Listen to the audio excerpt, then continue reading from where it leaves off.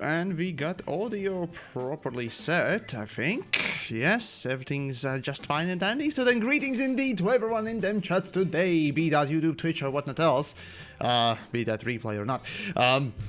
So yeah, indeed, greetings. It is the 5th anniversary of Elite Dangerous today. And what a special thing have Frontier given to us? Quote-unquote free arcs. And oh wait, no, that's for the Xmas. No, what they've given to us is a holiday sale. Yeah, that's That's very festive and generous, isn't it? Anyways, well, I guess let's just go over the fucking thing and just try to enjoy, I guess, for this momentous occasion, reminiscing about the future, past, and present of Elite Dangerous. I suppose. So let's then. Actually, I'm in Discord, so hey. Right. So, what's on the topic for today? Not enough medium ships. We were just ranting about the amount of medium ships. Yeah, we just need more medium ships. You're right, we need more ships. Definitely, this game needs more ships. And all of them have to be mediums. For sure. And we also talked about rebalancing the ships. Oh, that thing that hasn't been done like almost ever. Oh wait, no. They actually did implement some sort of change for one of the ships in the latest. Oh wait, no, it wasn't the patch. It was the beta for the December. Yeah, the Dolphin. January. Yeah, the Dolphin's heat is gonna be better. That's such a rebalance. It's the definite most required thing for any ship in the game, for sure, right? From my testing, it's still overheated above planets, and I couldn't get it above 60% heat when inside of the exclusion zone of a star. So, no clue what they did to fix anything. They fixed it, that's and interesting. then they broke it. You know, like Frontier way of doing it. Oh, we fixed it, people. 5 minutes later, oh, it's broken again. Well, we told them we fixed it. Well, you know that. Oh, and we got Commander Purchase Arcs. Oh my God! No. Oh God! Why? Remember, buy arcs. I was about to say, oh, somebody was really being generous. Nope, it's a troll message.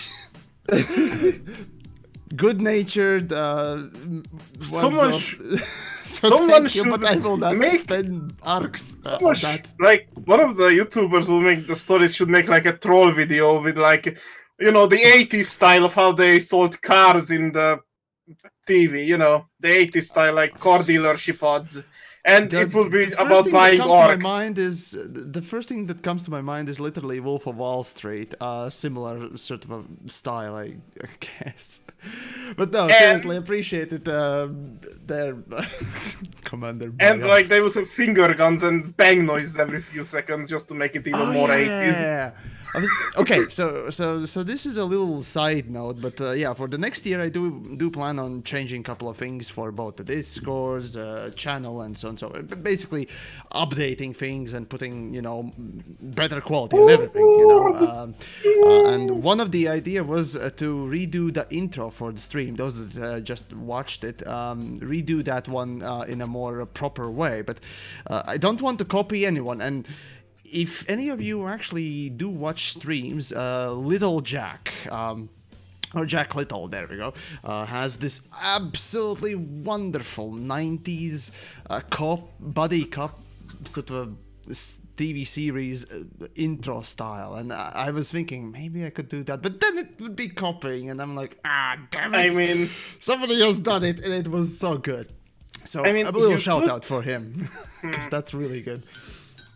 You could try like funny moments put together with like other people in voice, just laughing and shit. And funny jokes. It's definitely a nice idea. The problem with that is that I would need to go over a lot of footage and remember a lot of footage where, you know, these things would happen in my streams. Otherwise, I would be just wasting time.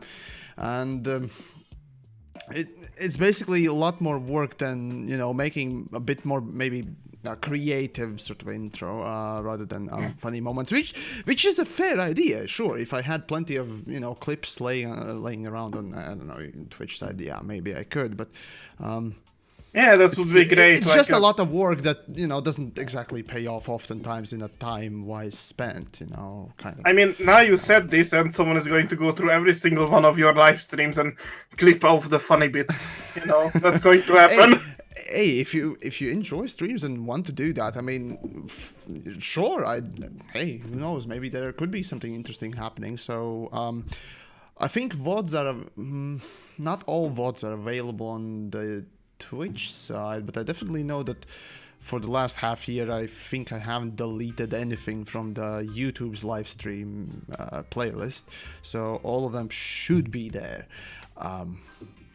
Yeah, I usually tend to, just on the YouTube side, get rid of the stuff that, doesn't particularly has any sort of a bigger meaning, because it kind of just basically screws up the whole video manager, and it's just like live stream, 3 videos, live stream. You get that point, so it's, yeah, but regardless. Should have filters, honestly. Yeah, it's just... The old YouTube's classic video manager, I like it, but it just simply doesn't have enough filters. The new one looks like garbage, manageable like garbage, basically is garbage, with maybe 1 or 2 good things. And it's just, there's no good in between, so that sucks. But anyways, that's beside the thing. Right, well, let's see, what could I do for this stream? I guess, actually, Sure, let's go for assassination mission, which I'm probably gonna fail with my Python. Screw it. Let's go do it, shall we? Haven't those ever, like... Yeah, yeah, if we actually go back in Elite's history, right? So since today's, 5-year anniversary of Elite and all that stuff, let's just go a little bit back in the history and talk about how Elite developed. See, back in the day, in 2014, when the game launched on December 16th, which was, again, 5 years ago, Elite, was released with, maybe not as many missions as we have currently. For example, the shareable ones, the wing missions are a new addition. Surface missions, obviously, all of them are new ones. Well, technically, assassination missions were, there was just assassination missions. There were no, legal ones or illegal ones. If I remember correctly, how they... No, wait. Ah, damn it. Yeah, this one's the legal one, I think. And the other one was just simply assassination mission for a contractor or whatnot else. But anyways, the point is, see, assassination missions have always been relatively the same thing. Once engineering was introduced, the ships became stronger. But even back then, a mission that would, cost you about... actually, back then it was way less... rewarding than it is today, so it cost like 250,000 credits, to take down a fully decked out A-graded Anaconda. And even today, that's that's literally like one bounty, well, okay, maybe 2 bounties of a... what is it? Furtherlands. Yeah, there you go. Actually, no, 1, because they go like 300k each bounty. Oh yeah, they vary, right. So, even to this day, they're woefully underbalanced and probably the worst type of mission to ever take up. There's literally all the risk in the world that could be, and literally such a small payoff for it that technically can pay off your repair afterwards. Or a if you don't use ammo. Yeah, it's the reward itself is... Yeah. That's my greatest problem with combat, actually. The fucking reward is 0 and the risk is 100. Yeah, reward is maybe, I'd say, 5. Risk is 100. If I were to just judge in the scales and so forth, yeah, there you go. I mean, just an example, routing a capital ship, which most likely will bring you down to half health while you do it, is like 100k. We'll see, yeah. Like, what? Yeah, it's, yeah. Well, we'll see about the fleet carriers and what else, and yeah. As for just missions, fucking hell. Honestly, yeah. Fleet carriers are only going to be good if they have cargo space on them. On IMO. Well, I mean, fleet carriers, what we pretty much can expect as is right now is just they're gonna be just a player-controlled mega ships, kind of. Oh, and free repair for the player.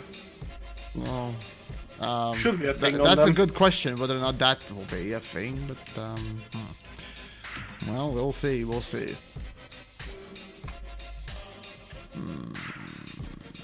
You know what I think would be a need great to go. addition? Shuttles. So, like, large ships to land at yes. outposts. Why Yes, not have a that- shuttle? That was actually something that was in a design papers back in the day of Elite Dangerous or something like that. A lot of people, mention this when people mention shuttles. They usually mention also the Panther Clipper because apparently, it was designed, or the first ideas for it was that it was too big to fit in the mail slot, so you would have to take a shuttle inside the station if you wanted to dock and whatnot. But, That sounds like an amazing concept. But right now, if they do the Panther Clipper, it should be just big enough to be able to get into the mail slot. Because they would fuck up the shuttle some way. Some what do you call it? Incomprehensible way. Yeah. Okay. And Blaze. Oh. You generous bastard.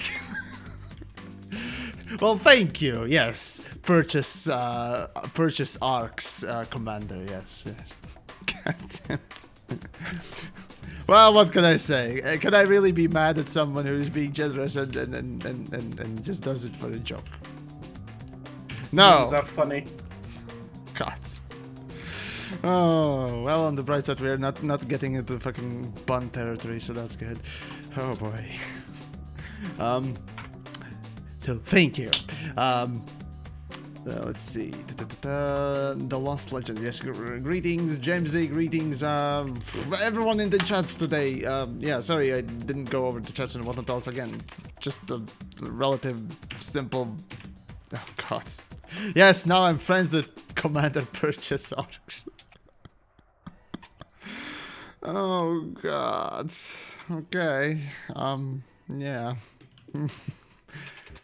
Oh boy. Right. Let's see. By orcs. Oh God. Miss Lowell and everyone else from Latvia's. Yes.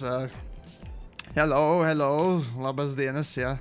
Labs vakars un vispārējais. Kādu sūdu savārījuši ko. Anyways,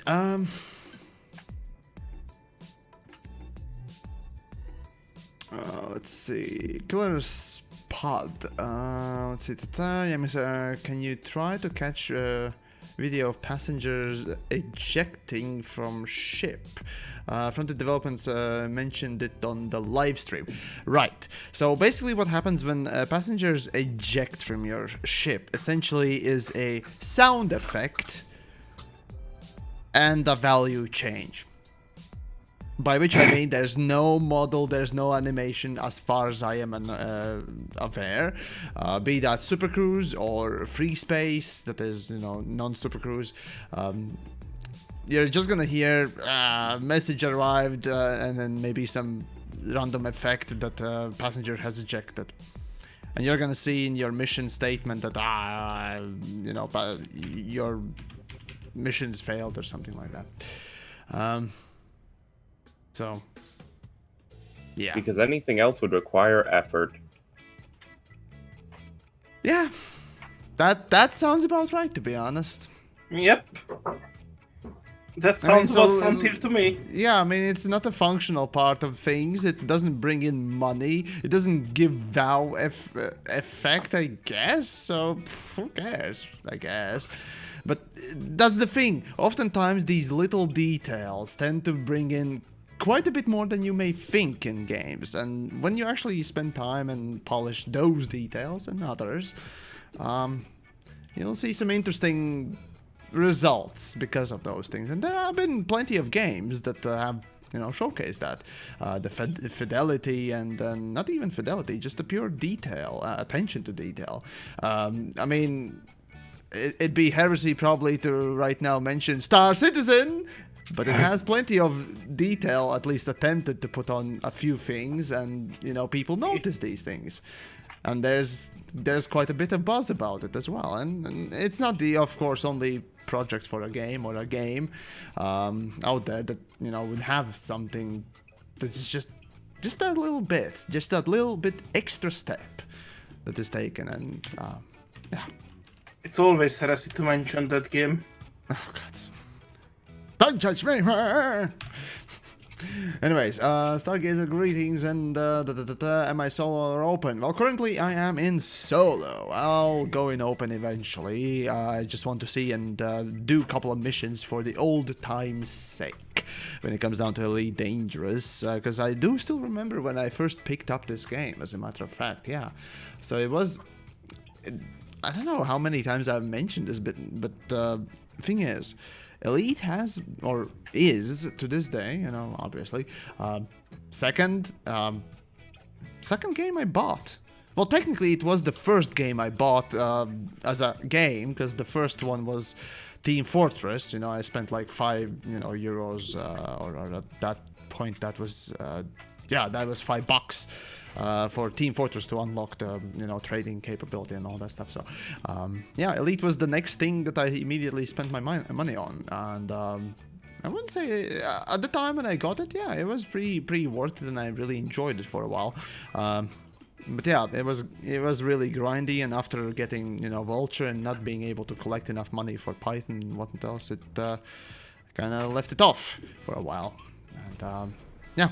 Eventually came back. Anyways, Miss Law, police version video. That's cause Zirks. Nay. Paldies, and Martin. Paldies, sorry. Blaze, hey, let's see. Open with Commander Purchase Arcs. Once I go open Blaze, or Purchase Arcs. Alright. Is this what? Hey, hold on. Oh, gods. Lonely boy. I'm a lonely boy arcs. Jesus! Are you guys gonna really try to just do this meme now? Well, I thank you very much, but I'm not sure this is gonna get... I don't know. You may actually, not I think with my inner, well, my inside joke is to beat a dead horse, and at this point that may become one. Anyways. I think an inside joke here is not 2.8%. Oh, well, that too. Yeah, that's that's another one. Right. So this is how you do most of the assassination missions more often than not. God damn it, stay still. No. So you basically wear down the enemy's shields because... Oh, wait, no, this one's not in a wing. But usually when they are in a wing, yeah. Yeah, you often do this stuff. Basically just bump it, because they most likely ain't gonna run away. So, yeah. Just ram and ram and ram. Oh, for the love of gods, I can't ram this thing. Come on! Space dildo! Oh, come on! No! Is it really that hard to ram a space dildo? There we go. Okay, fine. Here we go. Dead. And that's a bounty gained. Yeah, this is the illegal one. And buy arcs. Oh, Jesus fucking Christ. It is ironic to ram a dildo.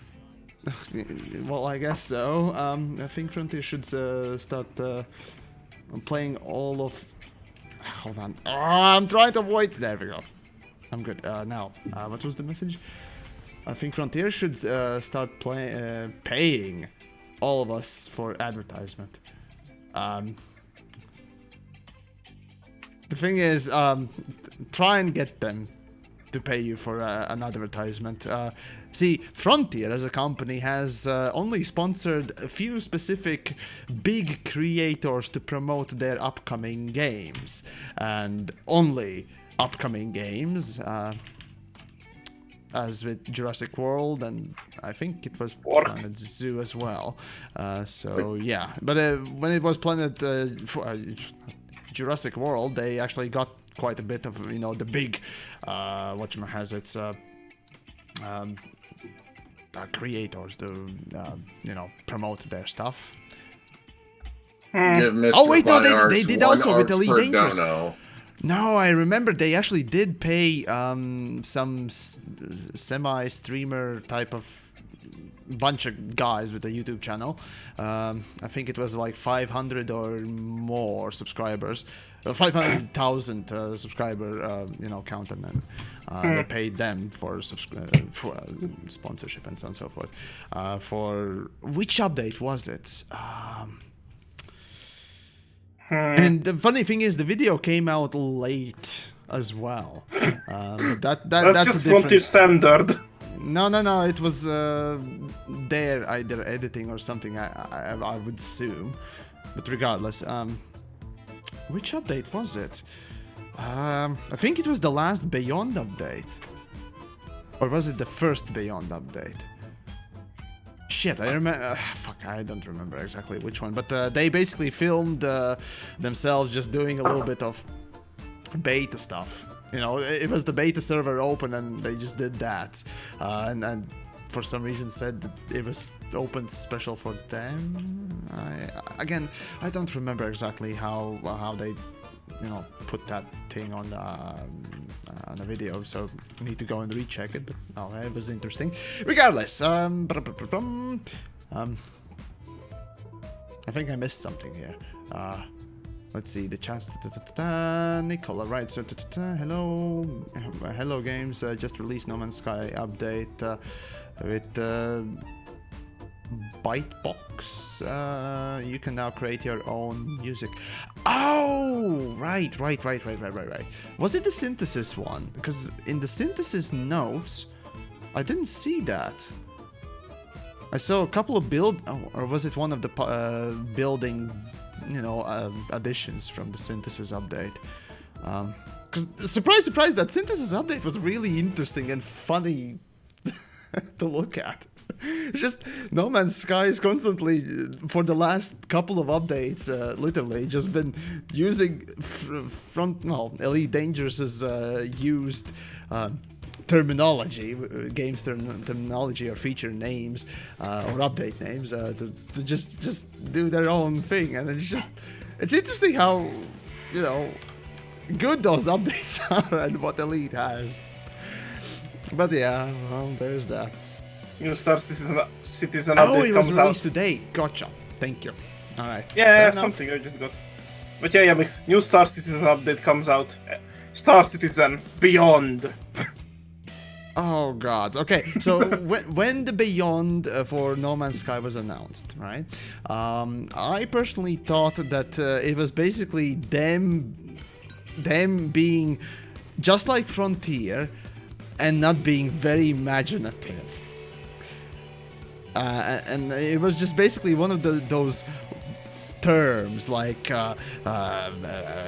remake or the rework, or the typical things, reloaded, types of terms that have been put on both movies, games and all what else.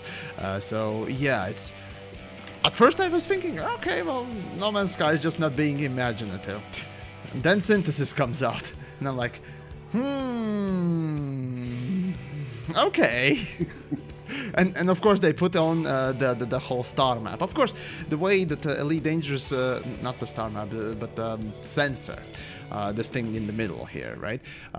This thing is the same. In Blaze, thank you again. Arguably, I might experience some mild heart attack tomorrow when I realize what I've done, but fuck it. Okay, I can imagine how many ways this can go wrong, so I'm not gonna pursue the question line here. But fair enough. Thank you, yes. What was I on about? Right, No Man's Sky, right, so, yeah, synthesis. Oh yeah, I did mention, actually, that it'd be super funny. Like, really super proper funny if No Man's Sky... One of the next updates for No Man's Sky would be called Space Legs. That would be perfect. It'd be so funny. Just... Oh, and of course, yeah, the sensor thing. The way Elite Dangerous displays the sensors, right? As in, where the nearby vehicles are or objects are on, this little thing in the middle when you fly. That thing actually is if I remember correctly, it is already established and used sort of a way to display things in modern aircraft. Correct me if I'm wrong, of course, on this one, but yeah. Again, yeah, it's I don't know, for some reason I think I like watched I don't know, beta documentary or something similar to that. Yeah, well, yeah. So hi from Germany. Hey, yes, Dayton. Yeah, I saw you come in. So finally, I kind of shut the fuck up, so you can say hi at least. So, hello. Right. So that was mission. Yes. Yeah, let's just appreciate that Elite in the 80s on the BBC Micro kind of pioneered this kind of display, though. Did they? Yes, they did. Okay. If they are the originators of this sort of a style of representation, then I mean, it is simple, it's easy to understand, and easy to see as well when you're even, you know, going fast and loose and whatnot else. So it's, yeah, that's a proper thanks if they did popularize it, if not fully come up with, because no, I don't think they come up with this thing, did they? Maybe, I don't know, but it's certainly the first time I've seen it. Okay, I was not even a teenager. I mean, I was playing the first Elite on my C64. I was something like 8-9 years, and I got the C64 with a box of discs, which were totally legit, quote unquote, I guess. Yeah, and this is the first time I've seen it, so I maybe misremember this because I've grown up with this.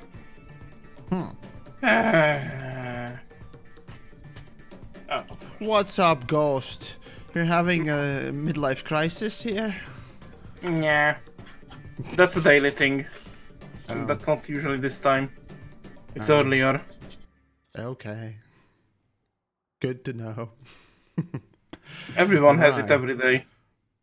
Alright, I don't know about you. Usually I just I'm just, you know, sitting playing with my joystick, you know. That kind of alleviates a lot of stress, you know. Alleviating stress, yeah, I had this Friday when I finally found the quote-unquote bug. Public service announcement: if you do driver updates and things don't work well and rebooting is not enough, maybe just completely power cycle the system, completely rip it from the power cords, take away every kind of power supply. Apparently, rip out RAM, motherboard, everything, completely rebuild the fucking PC. just start with new pieces. Apparently, the either way, it's maybe the BIOS or UEFI or the system management controller or something on the GPU. If it's not completely powering down and it still sees the standby voltage, it keeps some values around in the NB RAM for the configuration of the PCI Express slots, and this completely messed up the memory mapping between CUDA and OpenGL. And the program I'm developing, it has CUDA talking to OpenGL, and I was adding a new function for benchmarking, and I added something new, and the moment I added something new, it would break. It would no longer work. And so I was thinking, okay, I did something wrong, and then I started debugging this whole thing, and it didn't work. And so correlation does not mean causation, and I should know this as a scientist. But in this moment, I was just too focused on the task at hand, and I rebooted the machine twice, didn't help it, and I was at the end of my sanity, and then I just said, it was Thursday evening, okay, I go home, and yeah. And we had a Thursday evening in the night, we had a planned power outage in the building because they had to replace something, and that did actually kill the standby power to my computer, so problem solved.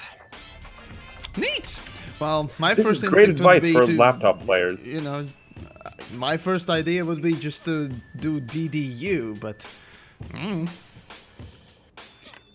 Doesn't exist in Linux.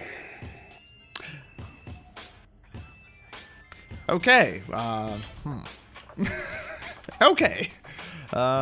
Wait, hold on. Bonus from Frontier Development. Oh, right. I'm not even gonna bother opening these things because fuck ARCs. Like, sincerely, free ARCs, the monopoly money, blah, blah, blah. Right, I could go in a big ass rant, but today I kind of want to be a little positive about Elite. You know, it's been 5 years, right? So let's not be too negative on its anniversary. So I'll try not to be. I was verbally abused way before my 5th birthday. Elite can handle it.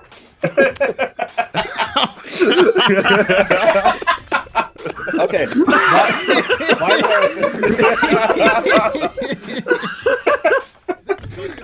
That should go into a fucking montage. Players perfectly aimed it, and this is why we have condoms, Fred. Yes. God. God. Oh, just perfect. Oh my. Yeah, right. so on the weekend I did something I promised to myself I wouldn't do, but we had, well, not shitty weather, but it was stormy weather and this really nasty thin droplet rain. So you didn't want to go out. And some of my friends in LHS 20 told me, oh, now you have to go a few steps back. So I was putting in chat recently that I didn't bother to look at the 100 person plus FAT rank, and I got curious how much I actually had. This was 2 weeks ago, and I just did the follow-up missions, and I was something like warrant officer. Okay, good, great, salt permit. And then the discount for the ships rolls around, and I was thinking, no, I'm not going to fall for it. And then I was talked into it. So I spent the whole weekend grinding for the Rear Admiral rank. Yeah. Oh my. Fun! So, are you in the rear? Yes. Oh my, Mr. Admiral. There are no three, like Commander, like Star Fox put it in chat. There are no 3 new squishy vets in my garage. They are not outfitted yet, but I bought 3 vets and. Why buy 3? Why? Don't know. Well, the idea is that eventually I will ship one of them to Colonia so that I have one there, and that's it. For a few Science isn't about why, it's about why not. Yes. That's the human condition, literally. Why not stick your dick in a forklift or an electrical outlet or any other place? I mean, although, you know. depending on where you bought them, I know that I think it was Diaguandry. If you bought from there, from Leon Re Space, you could basically get 3 million off your rebuy cost. I think it was something like that. I built it. I bought them from. Well, it was a Lirong Rui station, so I got the discount from that, plus stacking the discounts for the celebration. So yeah, that was right. Yeah, so that's why I bought 3. If the discounts wouldn't have been there, I wouldn't have done that. But so just buy them. I got the credits, so fuck it. The thing is, as I calculated it, and as it turned out to be, with actually today ends the cheap federal ship, discounts. But yeah, if you were, purchasing those ships for a discount when it was available, as a matter of fact, if you were also in Li Yongrui space or Shinrata Desra like I was, at least in Shinrata you get 10% off, right? So that's one thing. But in general, if you were to get those federal ships on discount, either from those cheap, discounted, even further discounted stations, you'd save at least 45% of the cost. Oh wait, no, it wasn't 45. It was fuck. So it's 10%. How much percentage did they give off on federal ships? Was it 25? Bottom line is you got up to a 40% discount on every federal ship, which is notable if you're getting I don't know corvettes my Corvette costs quite a bit. My rebuy of it I basically dropped by half almost. Of course, when you put in modules and everything like that, you basically, well, you're saving like 8 million, so that's not too much, but 8 million's 8 million, I suppose. Yeah. I bought my current assault ship for, I want to say, 12 million. Alright. Yeah, that makes... Assault ship was up for, at least on the Shinra Desert, for 11 million and some change. So yeah, that pretty much fits the bill there. Right, question from Mark. Sorry, they try to remember to answer the questions and all that stuff. And it is what it is. Mark, right, so feeling Christmassy yet? Considering that everywhere you go, those stupid, disgusting, talentless and annoyingly overplayed songs are being played. Yes, I kind of feel like it. Yeah, it's. We will have the laboratory Christmas party tomorrow, and I'm in the organizing committee.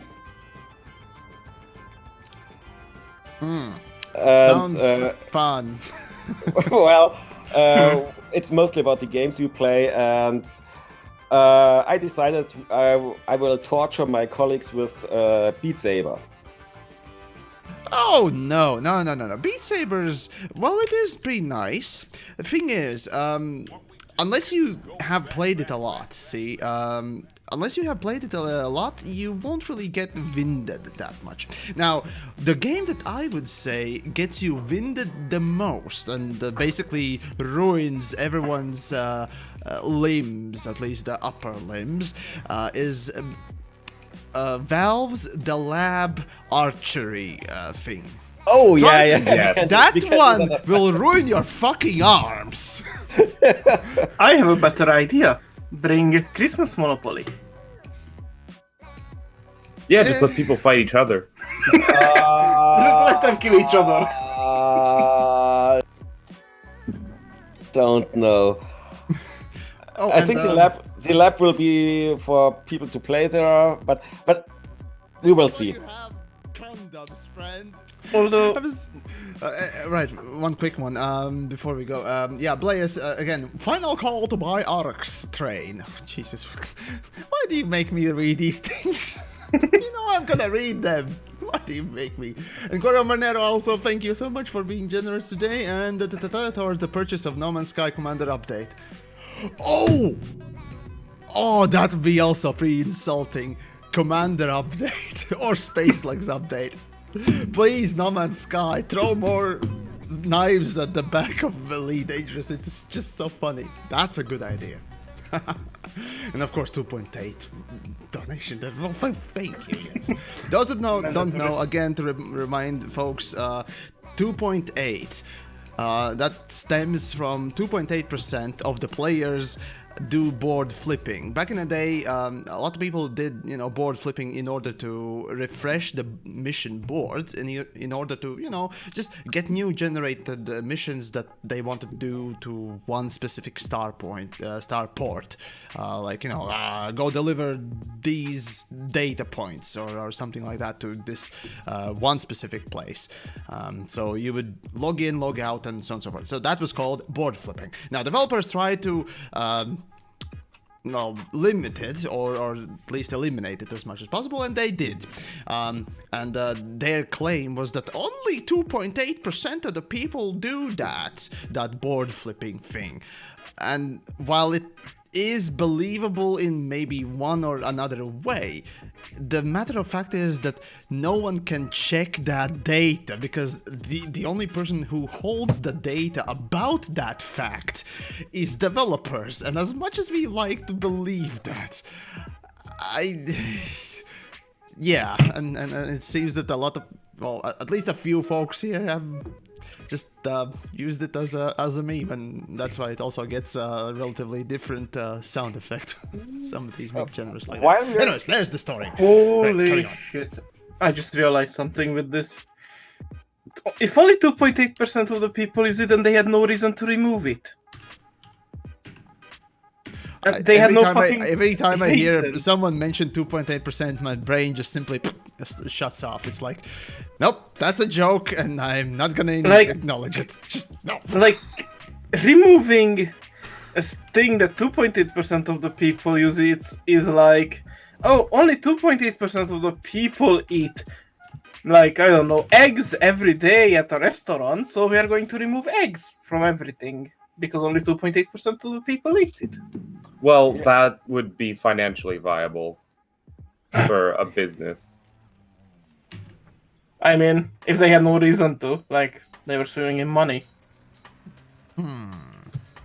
Financially viable. The I minimum think- I viable think product. I think the analogy that you're looking for there is only 2.8% of people are using drugs. I Oh I god. think that's closer to what you were looking for. Nah, then we What's should make it next? legal. Yeah, then like there's no point in having it be illegal and all this effort into law enforcement if it's only like tiny percent of the people. 2.8% people uses weed. Weed has been proven to cause no harmful effects and make people way more chill. Let's ban it. There are Exactly. negative side effects, obviously, of it as well, but Well, from overuse. there are also quite notable, and I mean really notable medical benefits of it. But then if so- you compare it to alcohol, for example, Oh, drunk God, driving, violence, No, and so on and so okay, on. yeah, there's that, but obviously alcohol is the base of many medicines as well as a substance and so on and so forth. There's basically alcohol as a stuff Well, yeah. in chemistry is a very important thing as well. But the interesting thing is that beer, yeah, I mean, not exactly the most the Or cigarettes, actually, an even better. healthy example. thing, I suppose. Regardless, is still notable in some ways. More importantly, though, wine is actually quite healthy as a Yeah. matter of fact. So That hey. I know. Although So yeah, the even basically better everyone example- becomes a vino now or something. But the even better example is cigarettes. Hmm. There is literally no good thing about them. They Uh, cause cancer and lung problems. And Well, death. technically, nicotine provides a small mentality boost or whatever, but yeah, they are mostly negative. nicotine. Well, it's yeah. There are plenty of things. I mean, well, whatever. I'm not no doctor. I'm no chemist nor nothing. It's just a little, factoids and whatnot else that I've, learned over the years and whatnot else. While listening to my chemistry teachers and other things, or just simply learning on my own, sort of. That Alison. I picked up. So, yeah. Alison in chat. Yamiks only beats 2.8% of horses. Let's remove horses. Okay, God. here's a valid question. Oh, come on! No, not my bread and butter, not my horses. Nay. Here's a valid question. What are the drug side effects of ARCs? Okay. Blank Depression, names. No, depression, suicidal thoughts, No. will to lose Okay, life. right. So to be real for a second there. So, oftentimes when arcs and in-game monetization topic comes up within games these days in the current state that the gaming is as a whole. So essentially, what arcs are, if you haven't, sort of looked into it, it's an in-game premium currency that you buy with money. Now, why do companies not just simply do what telephone companies tend to do with, currencies? Just you spend $5, you get $5 of worth of credit within the, telephone, and it displays as a credit within the money sort of value, right? So it does that. Why doesn't games showcase, you have this much money left in your, wallet or whatnot else? Well, there's a reason number one. That would sort of show you how much money you're spending or how much everything costs. And they do not want you to think about the costs. They want you to forget about how much everything costs. As a matter of fact, they'll go out of their way to confuse you. So that's why, for example, you know, when you spend £3.50 or something, right, on those 5,000 points of arcs, right?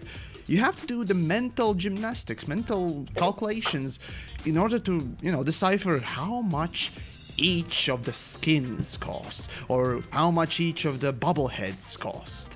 See, this is why companies like Frontier Developments decides, yeah, it's a good idea for our premium game that people paid good money for beforehand to just put in this monopoly money in order to make our customers forget how much money they have spent on our products so that they keep spending and don't, well, basically remember how much they actually have spent.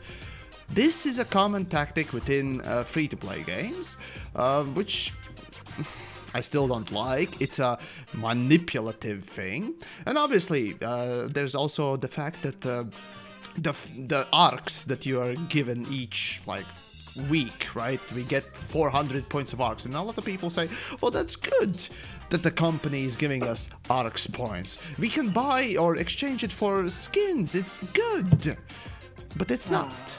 You see, that is a way for the company to incentivize you to either A, buy extra arcs if you don't have enough, you know, to get another skin, or B, in case you are one of the people who won't spend money, to, well, at least force you, well, maybe not force you, but mentally incentivize you quite heavily to go to their store where you get advertised to heavily and incentivize you that way. Oh, look at, we have so many good, you know, skins, and you have points to spend on maybe this little skin, but hey, we have extra things, and, well, some people will buy that because they were, you know, sort of shown that shop.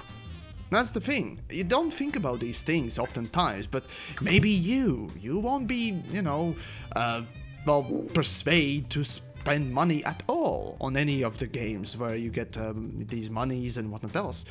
But you see, you may have just everything okay with you. Others who perhaps are more susceptible to this stuff, and that's the people that they are preying upon, and yes, I use the word preying upon. Let me inject here. Yes. Which are mostly children. I'm just going to say that. In most games, most games where they have this kind of shit, it's children, which is absolutely horrendous and illegal. If you're going after the general gaming sphere and whatnot else, and games in general, yes. Well, the loot boxes are one way of basically doing the gambling thing, at least. Thankfully, Elite is or at least Elite's developers, after talking with them myself, are heavily against that shit, so that's good to know. But the fact that they are still willing to put forth these obscuring monetization attempts in order to, well, basically sort of poke you constantly, spend money on me, or give me money, and what it does, it's just, no. I spent already money on the game itself. I personally do not really mind the Arcs edition because one, it spawns very dank memes, as we have proven. Oh god. Even though it may be counted as beating the dead horse. Fair enough. I mean, that's done in a facetious way, which is all fine, right? We're having a laugh, but yeah. And my second reason is that I am totally not affected by the hiding of the value. I can still see through the arcs, I can very much see how much I'm spending. And as a perfect example of this, I was very well seeing that I just spent €8.80 on, well, text on a screen and supporting TheYamiks. But, and I still did it. So, yes. Yeah, that's when it comes in that not every people is affected. Like, some people have stronger wills and can resist it. The thing is, and some people can't. When we're talking about actually the way games monetize things and how games, you know, put these little incentivizing pieces in the games in order to, you know, get some cash out of you. See, they're not preying on majority. They're not even preying on minority. They're preying upon a small section of that minority. called the big spenders, medium spenders, or as in literal fucking gaming presenter terms, Here it is comes. dolphins and fucking whales, and that's what And they cows. called them. Well, I think they use cows these days. No, I think it goes like you're a cod if you don't spend anything, then you're a cow, then you're a minnows. dolphin. Yeah, there we go. I think Jim Sterling used the word minnows, and Oh, right. He's the guy who also gave the talk. With the there's this video of one game development conference. Hold on. Not- I actually have that fucking video saved on my hard drive, and yes. Jernstrom, I think, what was his name? But yeah, the last name was Jernstrom. But yeah, he gave this disgusting speech of how literally these games are, well, positioned to make money or try to make money out of you. That speech should land you in fucking jail, honestly. It's yeah, and Looney Boy, right. Speaking of actually people being generous and whatnot else, Looney Boy, thank you for becoming a patron there. Seriously appreciate it. But the thing is, right, you may it's interesting that somebody may actually go out and point, but TheYamiks, you're doing the same thing, right? No. Thing is, I make content first, and then if people want to support me, well, that's wonderful, and I thank everyone for that. It's not like gonna go and fucking gate off some fucking content because of it. As a matter of fact, I try to go out of my way to provide, all the supporters what it does with all the, random little things behind the scenes. But there's, it's just little things that usually, basically, is just 1 or 2 days before, or just failed renders, and that's it. So I try to offer everyone the same thing that I do, anyways. Oh, TheYamiks, regardless, I'm gonna send you something that describes the system perfectly. Oh gods, what it is. Oh no. And it looks like a fucking, presentation. Part of presentation. Yeah. Oh god, yeah, that's... Yeah, okay, I'm just gonna put it on the screen so folks understand what is going on, because that is literally perfect example of what I'm kind of describing when it comes down to free-to-play games and even, paid games, sort of monetization practices, and why I constantly push against, such heavy monetizations, and why a lot of people should, and at the very least, be aware of it. So let's see, where is it? I think this one's, yeah, here we go. So this picture. So you have the quote-unquote minnows, basically people that either maybe pay a little bit, maybe $1 here or there or whatnot else, and, those are the folks that literally just are there to basically grow your fan base and attract the so-called dolphins, and then bigger whales and whatnot else, and it's just trying to normalize spending, and even, oh god, I return to that whole speech about that Jernstrom gave, right? There's this method called hook, hobby. No wait, it was. Oh god damn it! How was it called? It was hook, hobby, and no. Hobby was the last one. Shit. How was it called? Hook. Oh god, if somebody remembers, please help out. Basically, it was just all geared down to making you sort of feel like you have to play constantly this game. And that's why a lot of games, including Elite Dangerous, has a weekly bonus. That's why these games have a weekly sort of something. And sort of Hook Loop Hobby. Who? Hook Loop Hobby. Hook Loop Hobby, yeah. So basically, Hook is where you give that big incentive to, join in. That's, the daily login and whatnot else, which is also leading to eventually just looping every week and a week, and just making sure that the player returns. And Hobby is essentially where, well, the game has become, literally something that you feel like you have to do. I mean, for me, it's making content, and really making content is my primary thing, not Elite Dangerous. Elite Dangerous is just a vehicle and a tool that I use to represent ideas and talk about different things, like right now, for example. So that's the thing with these games oftentimes as well. It's just they try to make. Yes, it's in a way it's a good strategy to make customers both happy and of course continue playing your thing, using your thing, and so on and so forth. But oftentimes these same manipulative ways, or rather these simple ideas can become, or rather just expanded so far that they are just basically manipulative and anti-consumer. Customer, yeah. Actually, there's another good little speech that Jim Sterling gave, like for this week's, Jimquisition. The reason why he doesn't use the word consumer, right? I remember that, yeah. Yeah, the reason why he doesn't use the word consumer is that, you consume and that's it. The thing that you consumed is out and done for. But you see, I see games more than just as well, basically, not as a consumed thing, but as a product, a thing that is just enjoyed forever, and it's a product, so a customer. So this is an issue something that worries me in the long run, because many of these games like Elite Dangerous, Star Citizen, EVE Online, they depend on a central server system. Yes. What happens once those are no longer profitable? So people sink a lot of effort in these games. Well, let's talk about what happens when a game is made for cash grabbing and doesn't pan out as you thought it would be. Case in point, PlanetSide Arena, folks!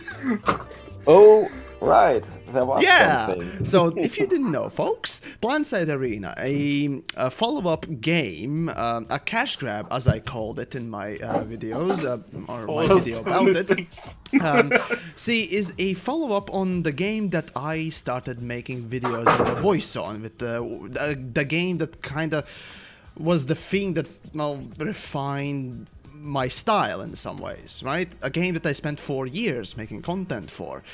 Got this follow-up called PlanetSide Arena, and PlanetSide Arena was a cash grab, pure fucking cash grab, and after not even a year, they're closing it down on January. So what will happen to that particular game? Will you ever be able to play it again? No. See, once it's out, it's out. It's probably gonna be deleted, or the source code will be just somewhere in the, I don't know, archive or something. And while I don't like that game at all, there's another topic that is currently really important to sort of talk about in current gaming industry and what else. The topic of live services, and no one has done anything better than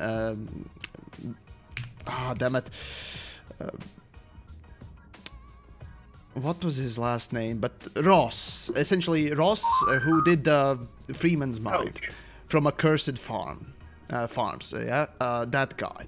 He constantly talks about game archival, essentially, and then the fact that games are dying, and then the way that they are not being preserved, and then just thinking about it, old games we can, fuck it. Worst case scenario comes, piracy has the back of us, our backs, when it comes down to archival, but when it comes down to something like PlanetSide Arena, right? Will we ever be able to play it again? I mean, it was a free-to-play game, but regardless, it's just gone. And what happens to perhaps the game that you care for example, Elite Dangerous? Yes, developers have mentioned that once the Elite servers go completely down or the project is completely shut down, yes, it will be released as an open source thing. Which I kind of really doubt their word on this thing, because I'm not certain about that. Regardless, Elite may be fine. But what about the next game that you like? You know, so many other games have been, you know, literally just shafted completely and well disappeared from the internets, if you will, or the just our grasps, if you will.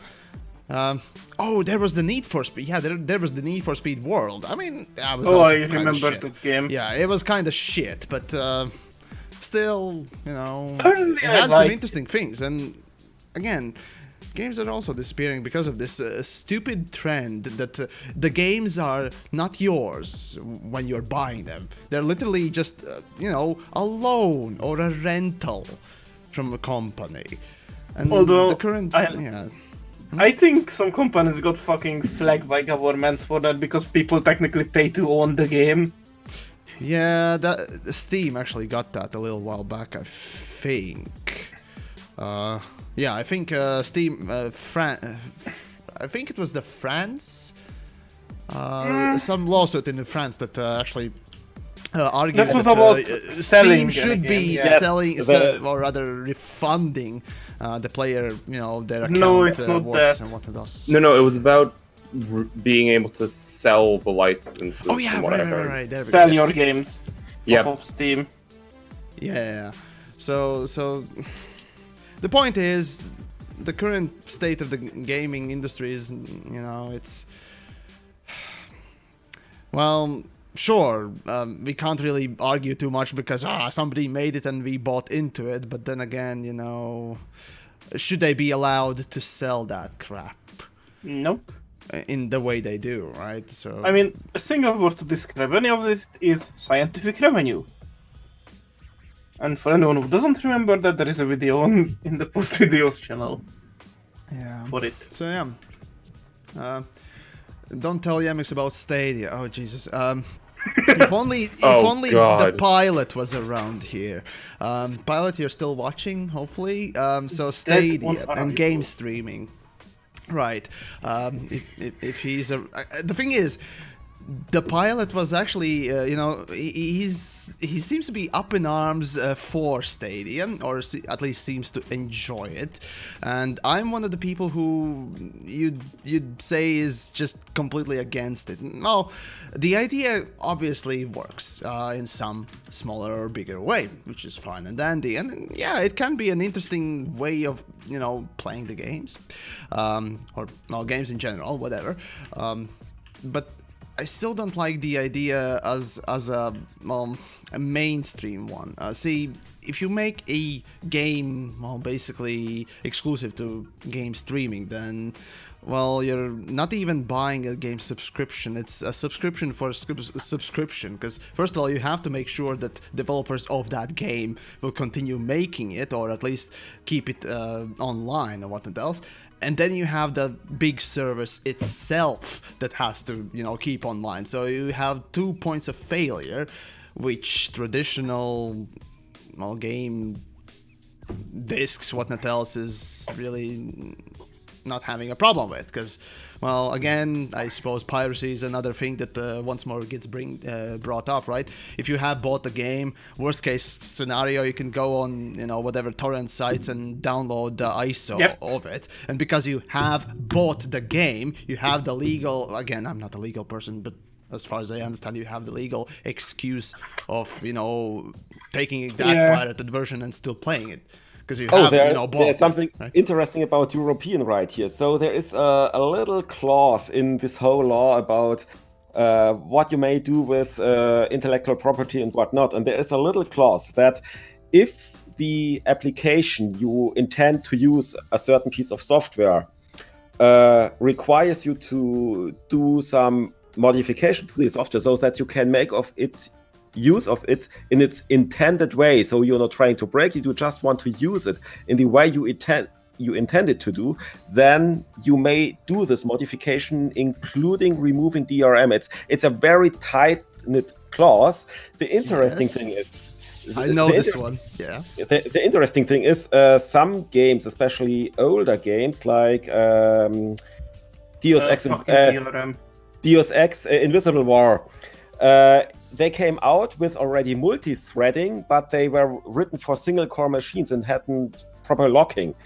And at the time it came out, I'm a huge fan of the Deus Ex franchise, and I played the first Deus Ex. I don't know how for much long. I and just of course, couldn't I had to play it.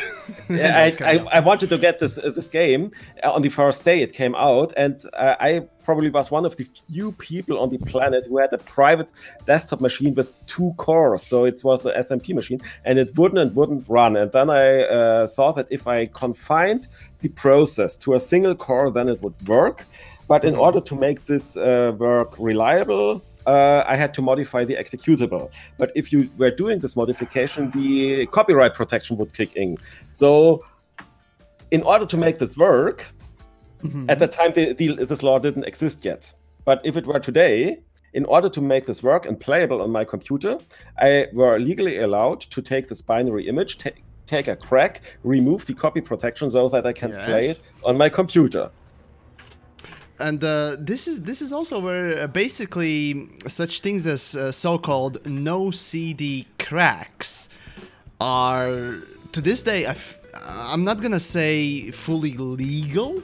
I'm gonna say they are, I think, legally gray zone. So yeah, you're still, because you have bought it, you can still use them, and or rather, well, you can still actually upload. That's why the site that basically allows you to download these things. The no CD cracks. Yeah, those things. Yeah, you're basically just allowed to do that, and legally they can't really do anything about that. So that's an interesting side of sort of, I suppose, legal side note. The thing is, a couple of days ago I did watch. There was a video about Securom, if I remember correctly, that literally, mentioned this whole no CD side note. So, yeah, it's an interesting sort of note. But when it comes down to current games and the way they work, because they have the central server, they always require to be online, always on, whatnot else.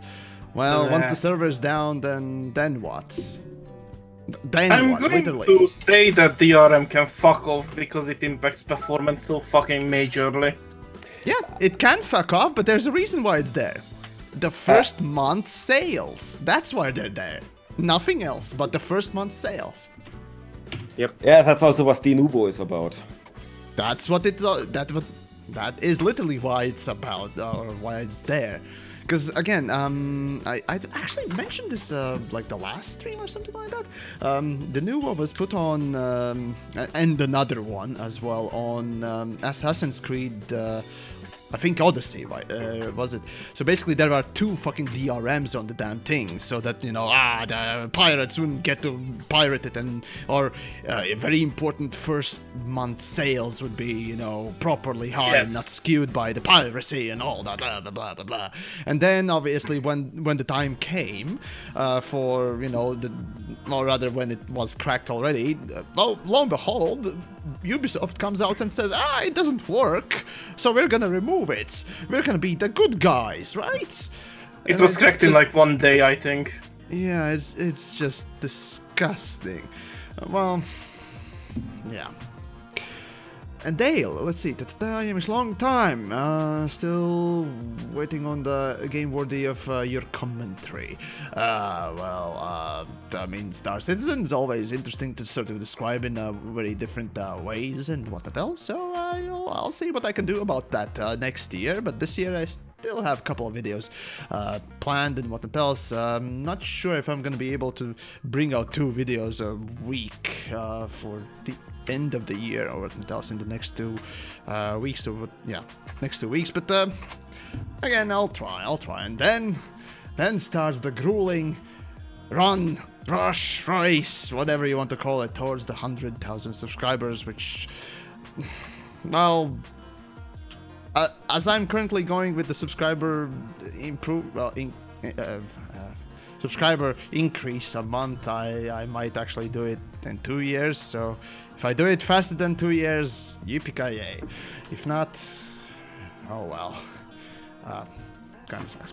Anyways. I believe in you. I'll try. Maybe. So, thanks. First and foremost, obviously, is massive thanks to everyone who's watching, listening, and of course sharing and whatnot else, and subscribing on the YouTubes, because it obviously does help and all that stuff, and of course Twitch as well. Hey, that thing is currently I'm seeing 4.3 thousand followers there, so it's slowly but surely sort of growing. So thank you there too. Let's see, what could I do? Actually, I saw a couple of comments. Let me just go over the chats real quick. Oh God, it's El Retardo. Well, that's a name. Hey, Mix, I've been wondering how can I grind all the materials as fast as possible? Oh gods. Right. For raw materials, look up the crystalline. Let me show you. For raw materials, you just need to do one thing and one thing alone. Find planetary crystalline sites. Let me show you what I mean by that. I think the closest one was here. No, not the Xeno. Fuck the Xeno. Go back. Crystalline. There we go. These crystalline formations, right? You go to them, and now all of them have a different type, right? Type of materials that they bring out, but they basically bring out grade 4s, which is the maximum grade of the raw materials. And yeah, basically just keep shooting them and picking them up, and voila, you get what you need from basically that. So that's the thing. So yeah, that's how you gather raw materials. As for rest of the materials, there's a big segmentation between all of them, and I mean, Dav soap is a simple one. You could try and look up what me and Dayton Wolf sort of showcased with the beluga explosions. It's not fast, but it's funny as hell. So I mean, that can work. And besides that, wasn't it the needle crystals that gave you the best? Again, yeah, those would be for raw materials, for encoded and so on and so forth. I mean, yeah, you're gonna be hunting quite a bit. So yeah. As for the data, is it's very simple. Go to Jemison's crushed Cobra and scan the 4 data points and collect data there. That's simple. So data and raw are super simple, manufactured, some easy, others super hard. So you mean yeah, fun? It's a bitch. Oh, sure, yes, it's very fun. As far as the manufactured stuff goes, I would say look at high grade emission sites, and yeah, even if that much. doesn't give you what you need, you can still go to like any trading point and trade for what you need, and ad nauseum repeat. Yeah, it's just made to grind. So a thought I had on the weekend about all this is, so we have this mission system, and in theory it's possible to chain up missions. So what they could do almost immediately is build mission structure like, okay, instead of you grinding with rep and then you get a follow-on mission, maybe present every time you go in there, you get a mission. This is a ranking mission chain. And you start it, and it gives you a full chain of different mission types that fit your capabilities, which send you around doing a career job, get you down to a planet surface, something like that. Something that has some cohesion and some kind of, don't call it storytelling, but something that is like a sensible scavenger hunt. And on the side, place also things like geological sites, material, crashed anacondas, whatnot else, that you can collect materials on the side during these missions.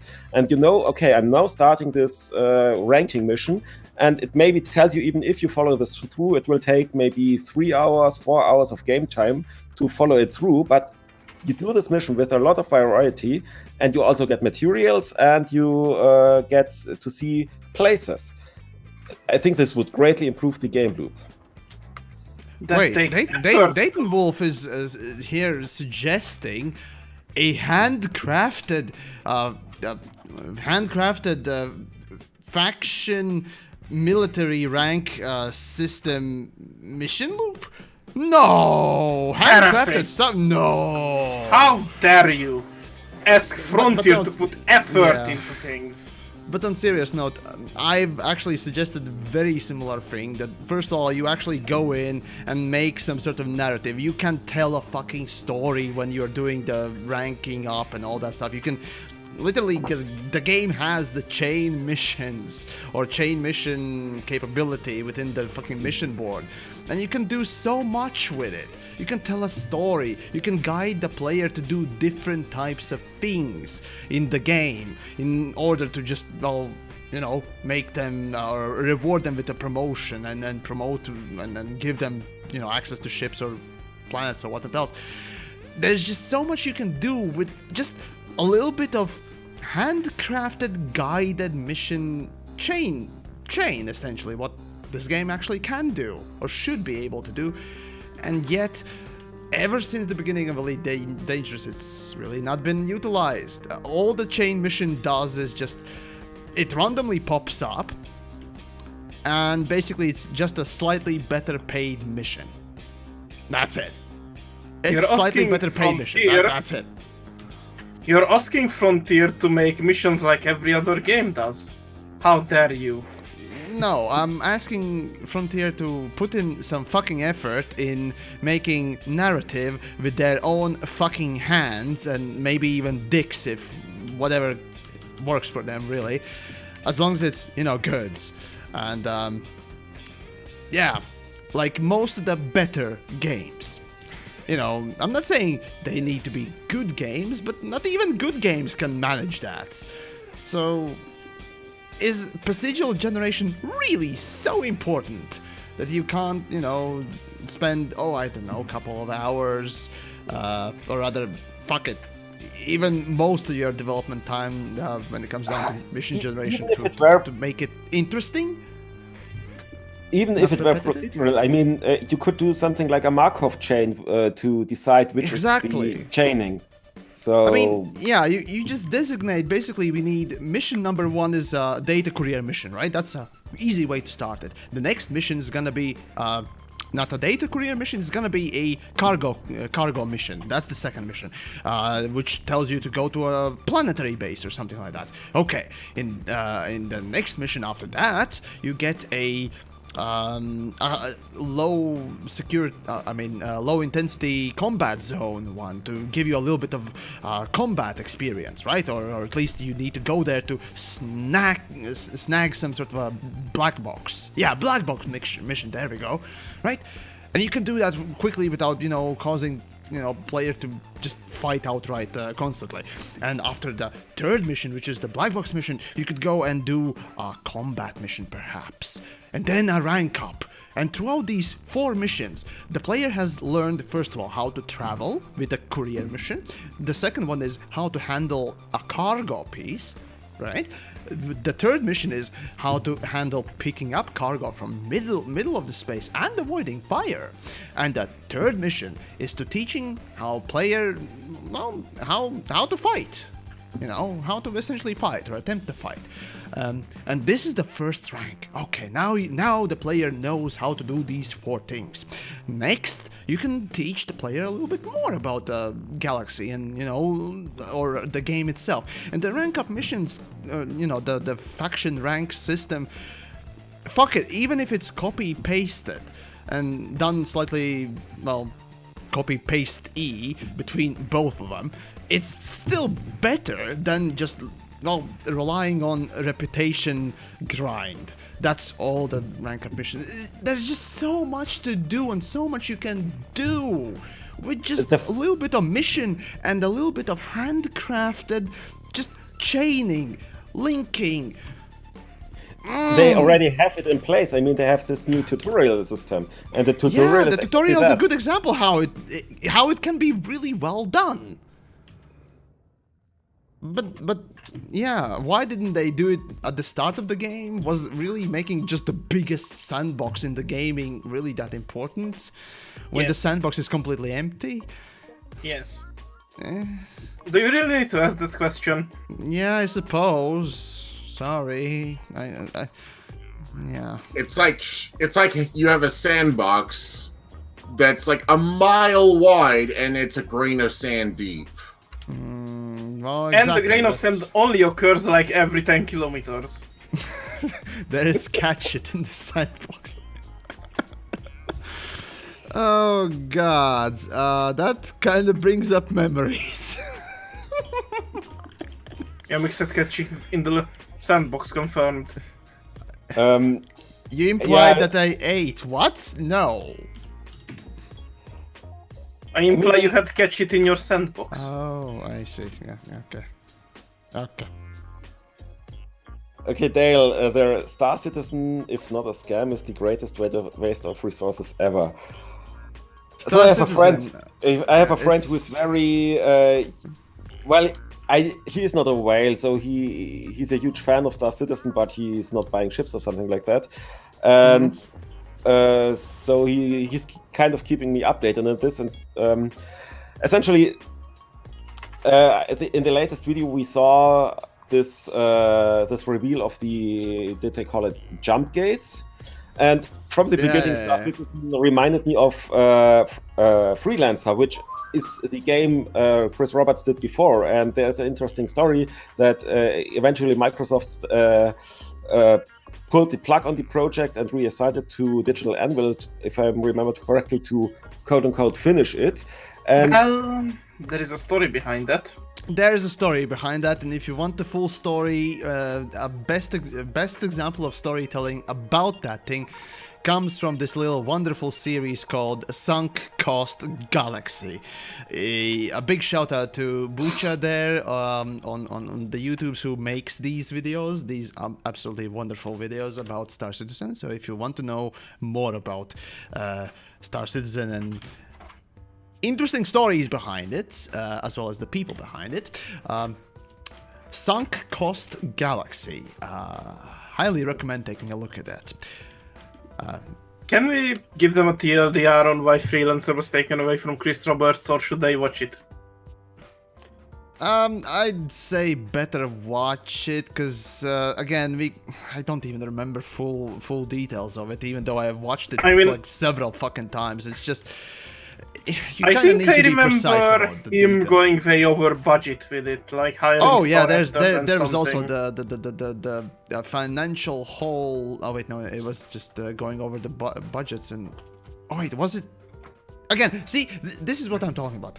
I remember parts of the story, but it's just the little details that kind of make it very very precise. And If I necessary. remember it Yeah. correctly, he was being late, like multiple times, had to extend it. They wasted all the money on CGI and shit, and yeah.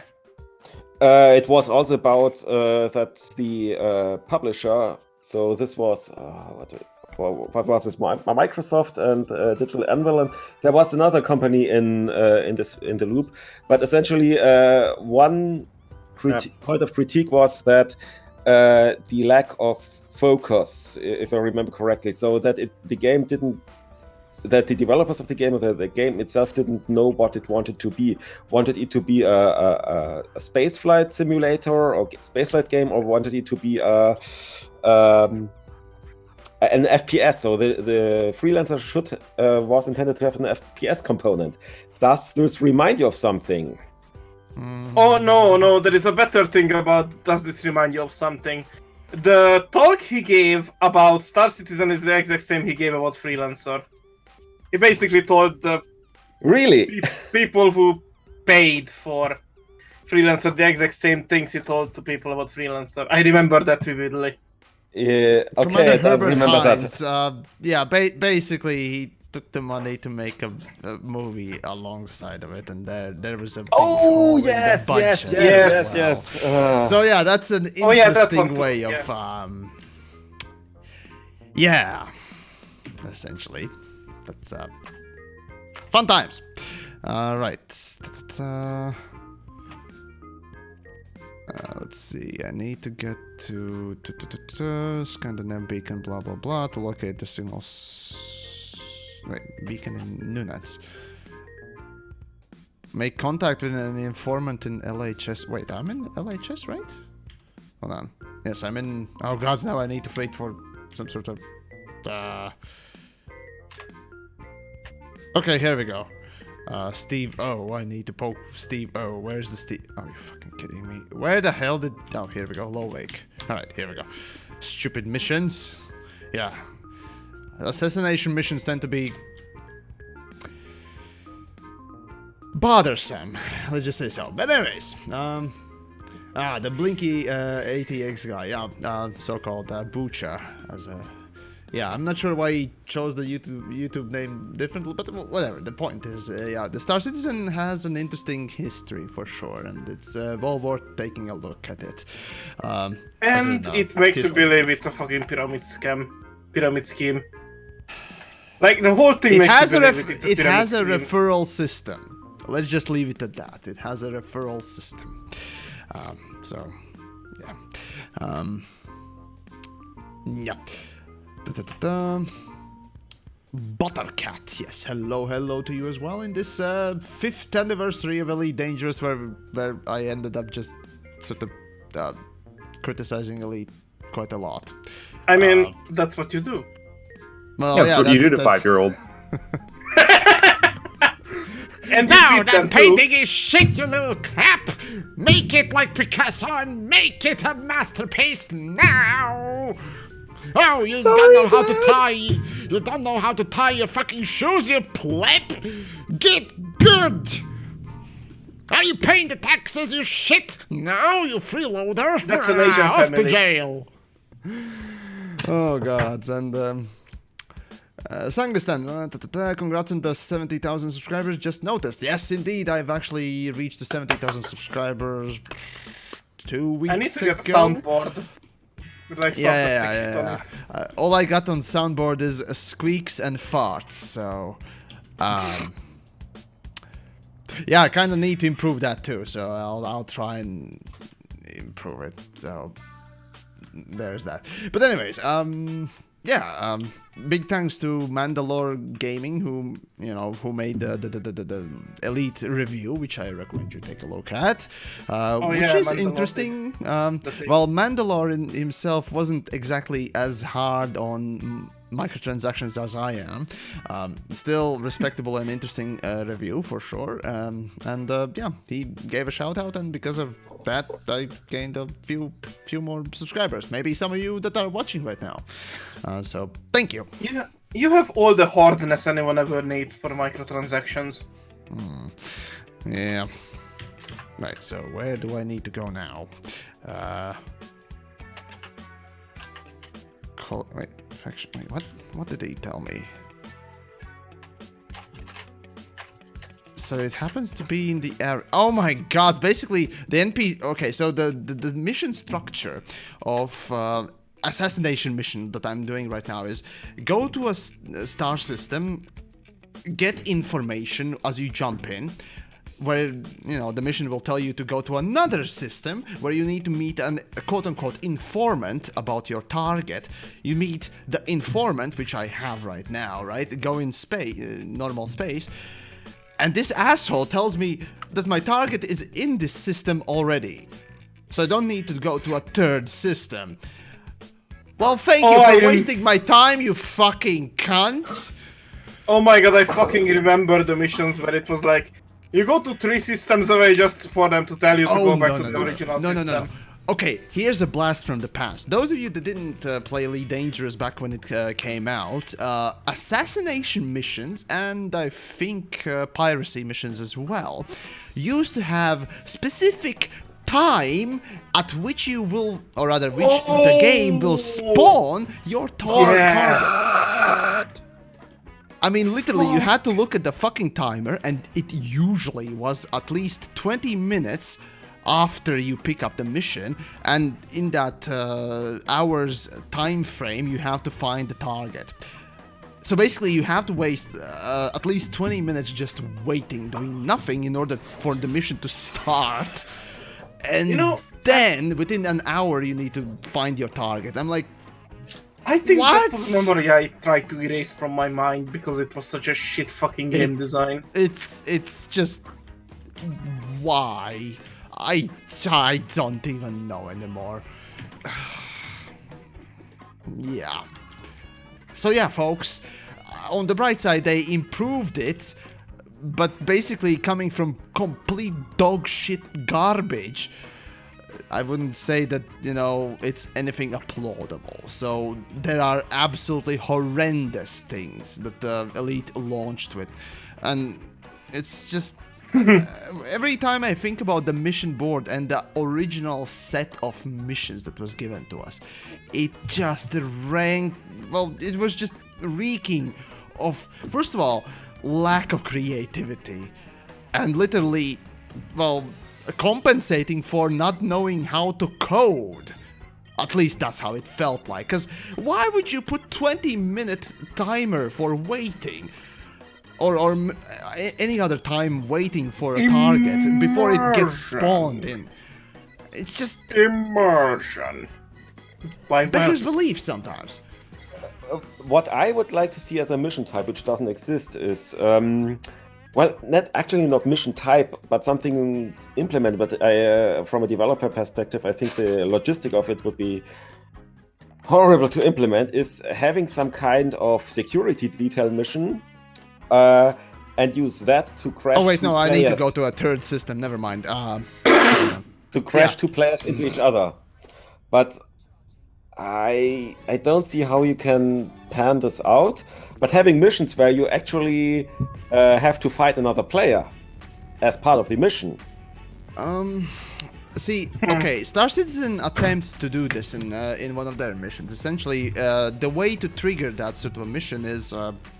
You go to a star relay, or a satellite, let's just say. You go to a satellite, you activate it, and then for the 5 minutes you have to sit there and defend it, while other players are given the mission to go and stop you.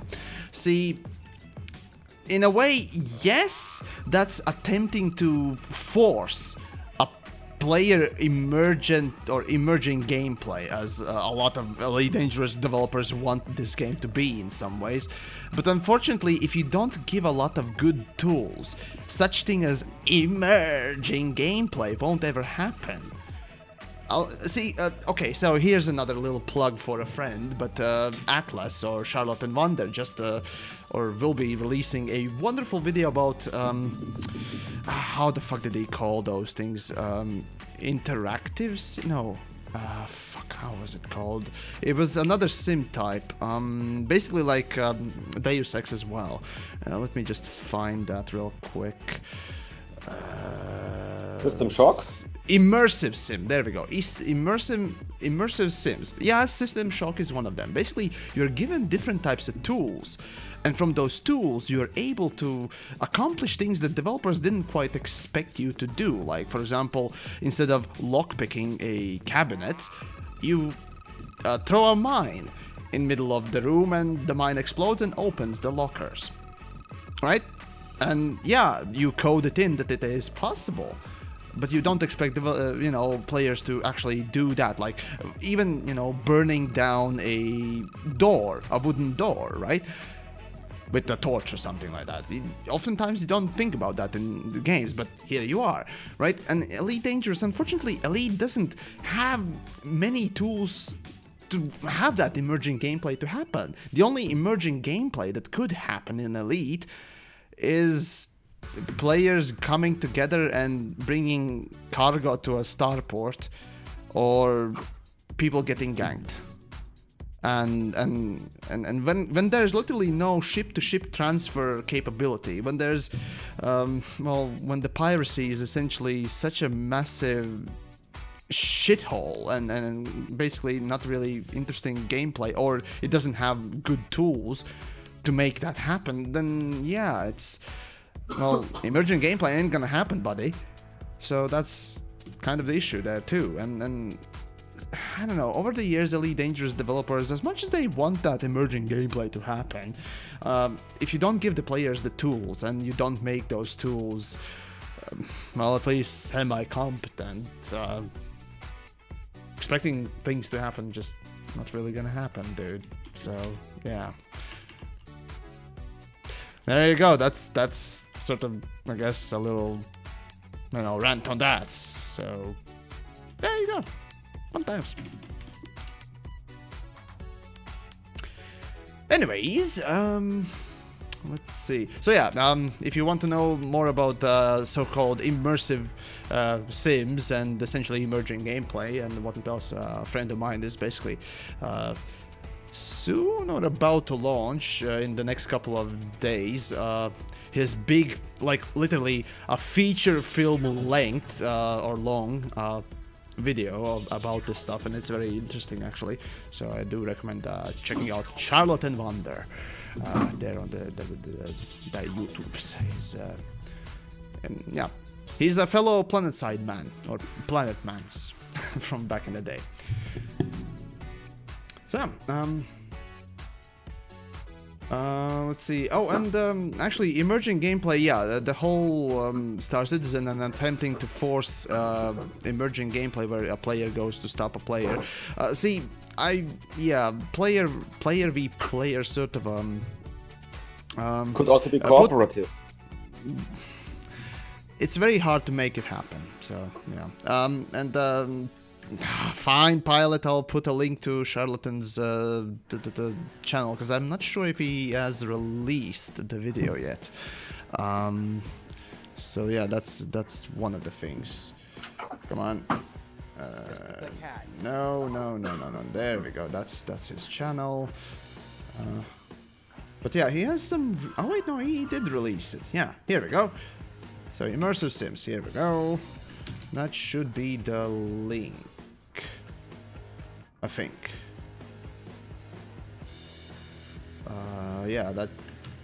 That looks like a proper link. Yeah, there we go. So yeah, there you go. That's the one. So give him some love as well.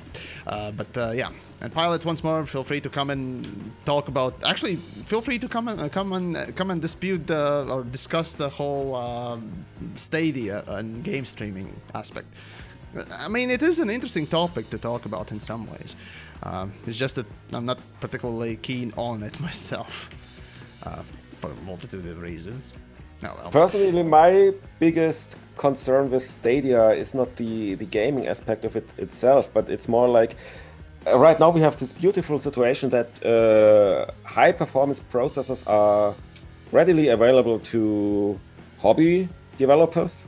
And if streamed gaming would catch on, then we would back in the situation where you would have to pay an entrance fee to the system, where you need a special SDK, which would cost a god-awful lot of money, and you couldn't experiment as a hobbyist because the GPUs might go away and the powerful CPUs might become very expensive and only affordable for scientists, maybe. So this is just maybe I'm wearing a tinfoil hat here, but it's something that worries me, actually.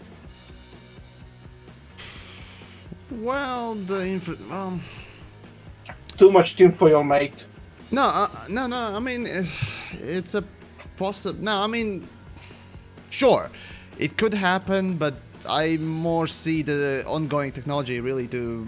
Well, again, there will be consumer-level technologies because, again, that is still a market, and somebody out there will constantly make something for it, and obviously it will drive, a certain amount of sales and so on and so forth, and that means, maybe, yeah, GPUs and whatnot else, CPUs will change over the time and whatnot else, but,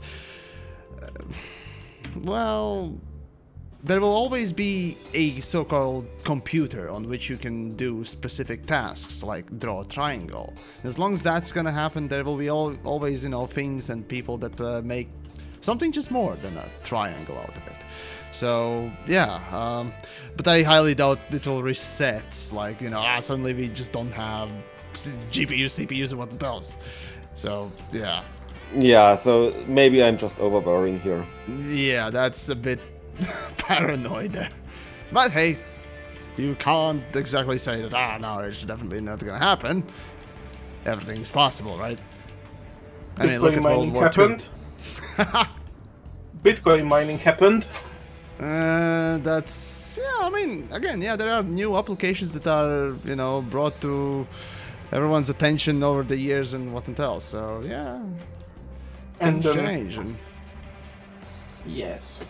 so I have a wing of 4, and the mission pay is $1.5 million for taking down the leader of wing of 4.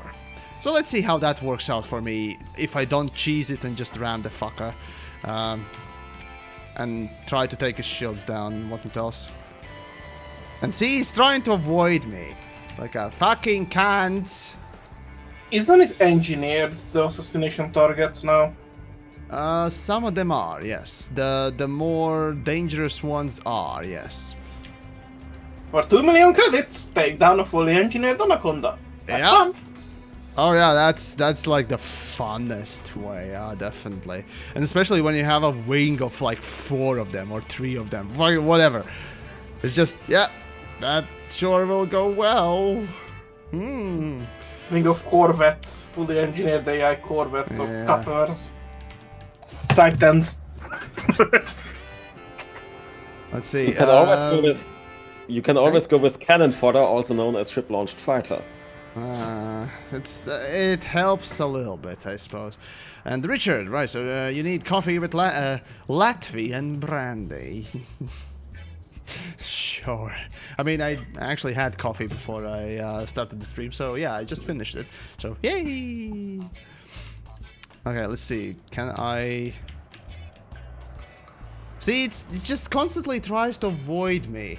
Fucking cunt. Come here. Fun. And don't they attack you after a while? There we Like, go. No, they don't. They don't. no, that's not fun.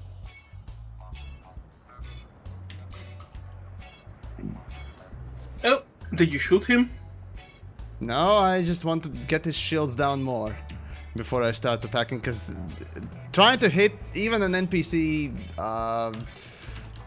Ferdlands, it's safe to say not an easy task to do.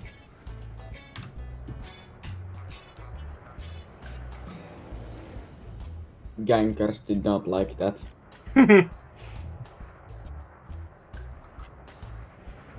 Imagine if the Ferdinand was nerfed. Oh, that'd be great, because it's OP. If you didn't Imagine know. the forums have on fire. Oh, baby. it makes so many people so angry. It'd be great. How to kill the community 101. No, it's not the community, it's just some Care Bears. And imagine that, I use the word Care Bears in context of gankers and then PvP people, because there are, guess what, there are Care Bears on both ends. I mean,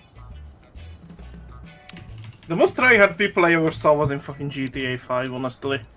Like, oh, I killed someone, quickly kill myself, so they can take my KD down. Ugh. No, it's always logging out that saves you, isn't it? Like, that's why... For, like, I think till this update, if you blew yourself up in GTA 5 online, your KD didn't count down. Oh gods, yeah, okay. That's new level of stupid, so fun times. And the most OP bike was... And the most OP thing in the game was able to be spawned in with like 2 presses of a button. Which is also pretty dumb, honestly.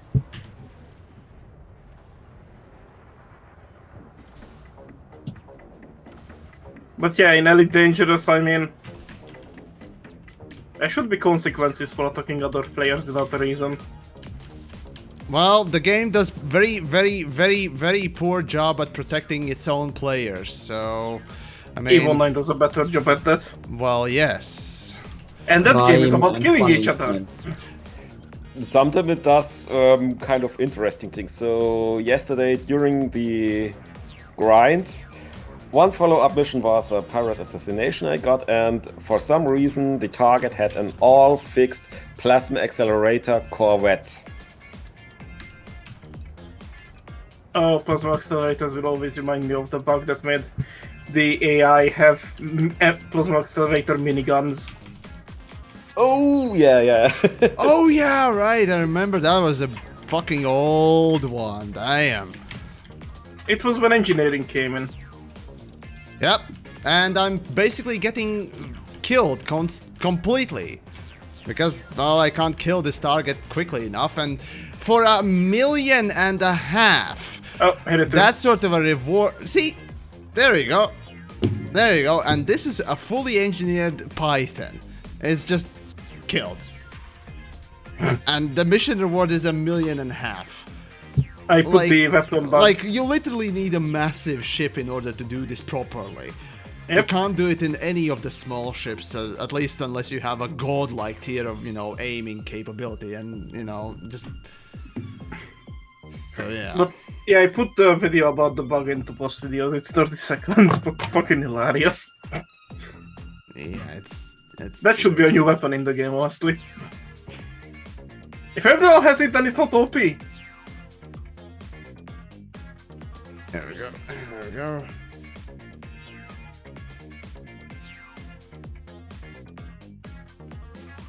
Okay, right, here we go, and let's see. Amazon now offered a cloud-based quantum computing service called Bracket. Holy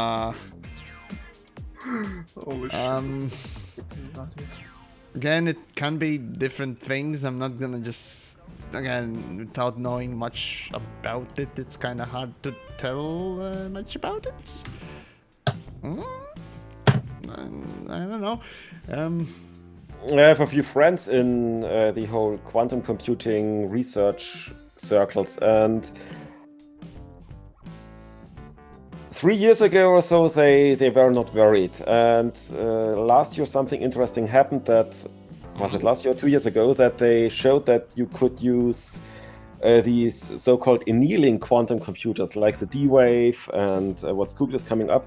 You can use those to build an emulator of a theoretical quantum computer, and they work just as well. The thing about the annealing stuff is that you can create them on a chip with established chip manufacturing. So a lot of people got worried because it actually put the time frame for a quantum computer being able to break RSA into an interval of -5 years to +5 years.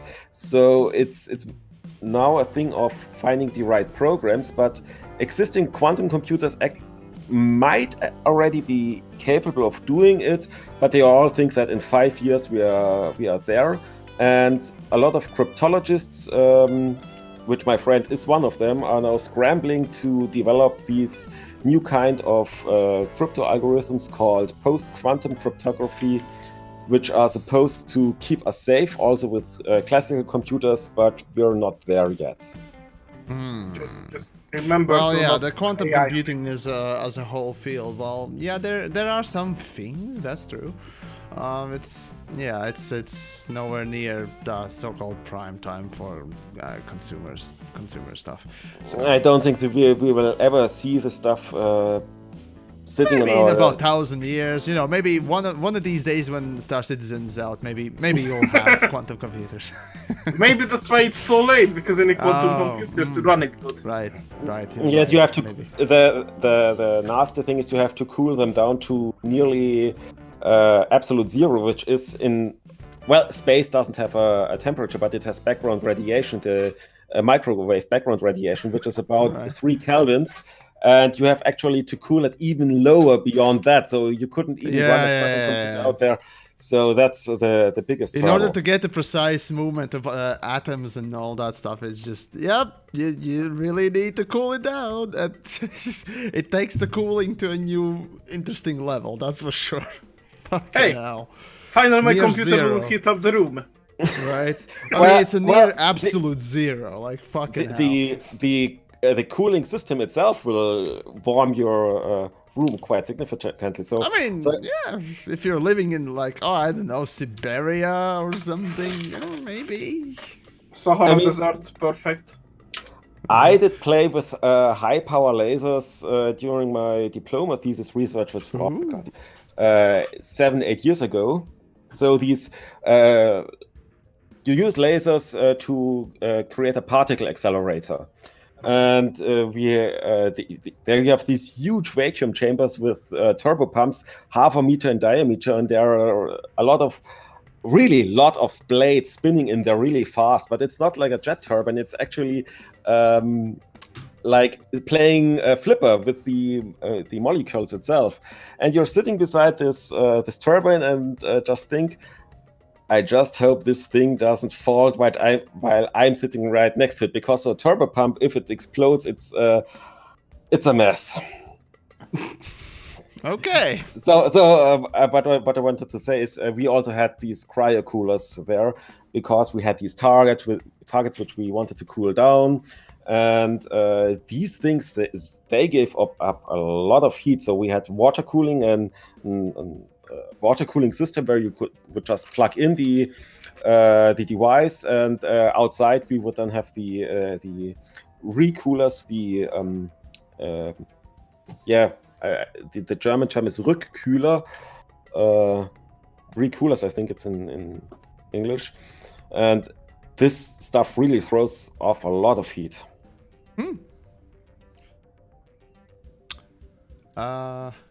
Crap. Right. Richard. Right. Right. Kind of forgot to answer that one. Sorry. Right. So, is there a special event or reward for playing the 5th anniversary of Elite? Well, you'd think that there would be. You get to play the game. The anniversary event is essentially given to you in a form of skins you can spend money on in their store. That's about it. I mean, they are giving out so-called free arcs, which are not really free, but I talked about that previously. They give extra arcs upon your login every day, so that you go on their store to be exposed to more advertisements. But other than that, there's no bonus material gathering. There's no bonus, reputation XP. Oh wait, no, there was. It ended just today, I think. So buy arcs. Yeah, there's, as far as I know, not really nothing. Doesn't seem to be. They should. Which kind of makes you question a couple of things. Maybe the 5th anniversary of the game is really nothing interesting or nothing worth celebrating. But I don't know about you. For me, on Elite Dangerous, it was. So they should put out a special sale on orcs, 200% discount. Maybe. Or 300% discount. Why do I need to dock? I'm in open. I have my ship ready, so if anyone wants to come and fight me, if you will, come fight me. Yes, there we go. Come at me, brah. Show me what you fight got, TheYamiks. Brah. We need entertainment. Let's see. We got another Richard here. Yes. It's too bad I still have to try very hard to make Elite somewhat fun still. Yeah, Elite is a game without a direction, without any direction. Basically, without any direction or hand-crafted experiences. So you literally have to do the designers' work for them, which can be interesting, can be wonderful at times, but the fact that most of the people won't really bother with that is you know what other game has this feature? Fallout 76. Fuck you. Just no, okay? No. Yeah, no, just no. It's the okay? exact same excuse. Just fucking hell, no. Fucking hell. Fallout 76, my ass. Oh god. Okay, let's see. I see a player.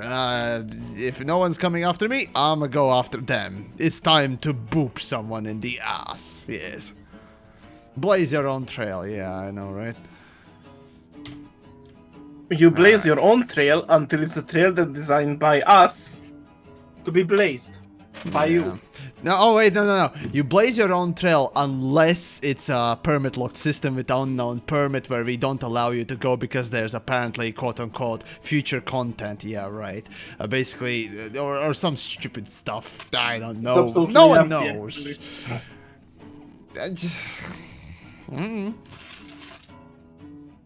GK, right, so it's not that simple, Yamiks. Even if you want to create content in Elite Dangerous, they will be hampered by front-end developments. I'm not sure if they will be really hampered or restricted in any sort of way. Maybe, maybe not, who knows. And we got, well, oh, wow. Oh. Remember? Yeah, Genosis was an interesting event. Right, why am I... Tempered by Evshev. Yeah, that was literally that. You're right. You're right. I was about to say, no, they're fine with, you know, things that happen, and then I was like, oh yeah, right, Genosis. Boost and go. Oh crap, I shot already. My load! Premature load exposure. There you go, that's the start. Jocks. Dogs. I'm not waiting for any passes and goes and whatnot else. So bring it, Corvette man. Everyone just Corvette gank man, TheYamiks. fuck yeah. Well, we'll see what's what. Great asteroid mining sim. Well, Elite is. Question for you guys: How Yes. many people do you think there are who bought a Corvette before they bought their first Anaconda? 2.8%. God, 1 sec. No, I mean, Anaconda is, you know, Not the sure, ship without actually. one of the big 3 ships that doesn't have rank lock. So I'd say, unless you specifically go after one of the big 3s that are locked and want that, you know, ship, yeah, you're gonna go and get that before Anaconda. But usually, if you have enough money, you're just gonna pick the Anaconda. So. Yeah. Because the funny thing is, in all my career, with all the credits I earned, I actually never bought an Anaconda so far. Well, I mean- hey, you know, if you don't like the ship, it's fair. Because, again, most ships that you... Well, the thing is, medium ships are the king in this game when it comes down to PvP type of game and whatnot else. So, it's no wonder that you'd never really go for one of the big ones, because what's the point? More credits, rebuy, blah, blah, blah. So, you know... For PvP, but... With But, how my other than Corvette that, is engineered... Yeah, I can just sit in the fucking combat zone for 2 hours without the shields going down. That's true, the that's fun. true, yeah.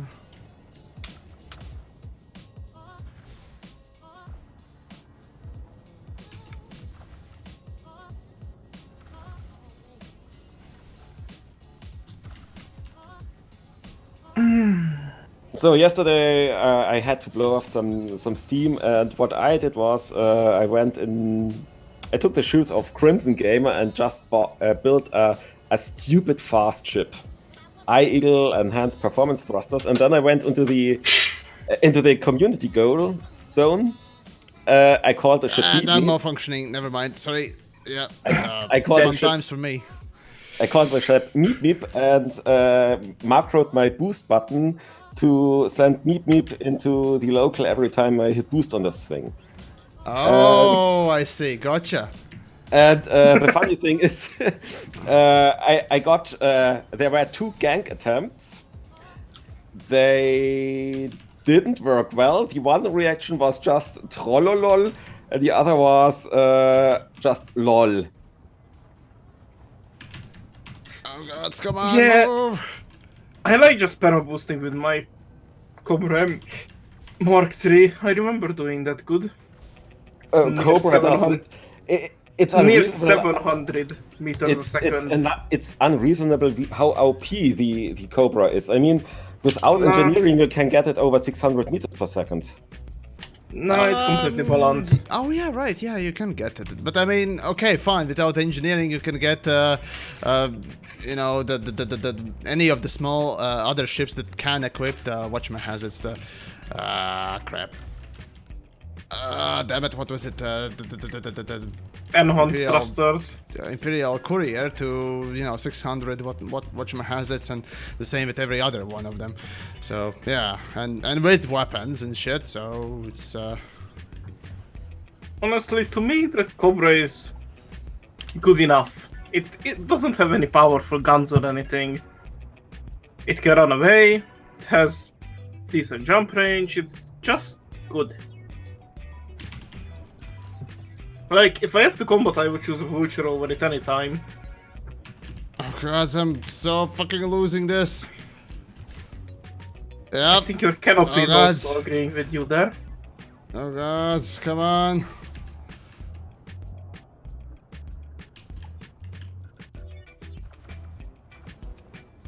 Okay, But- come on. Come on, where's Honestly, your power plants? I would say that there should be a ship called the Mamba that can race and go really fast, faster than a ship in the game. You know, how a racing ship would do.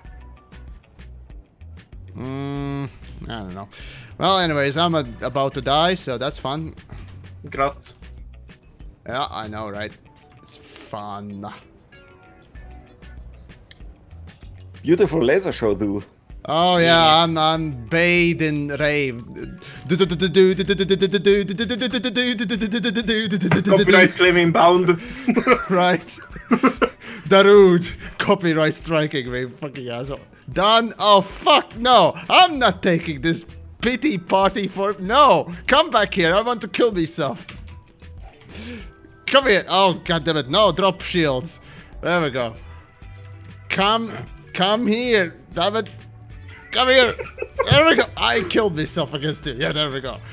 You won't take any pity What a on me. Great victory. I know, right? Killed myself. That means I win. Damn it.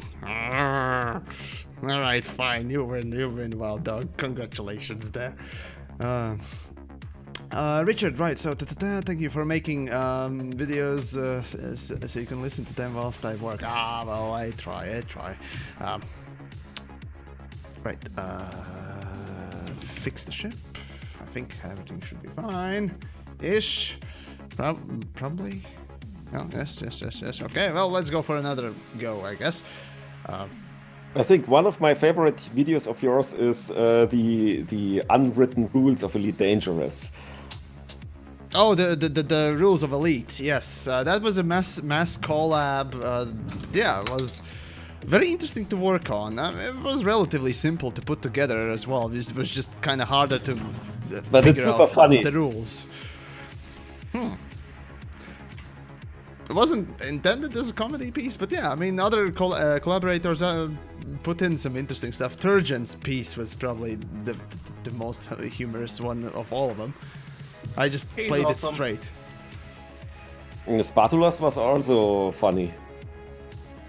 Spatula. Which rule did he take? Oh god, I don't remember. Holy Power shit. power management. Ah yes, right. Yeah. Shows his ability. Well, Yamix, your next fight is going to be great. I rolled for your survival a 6 out of 20.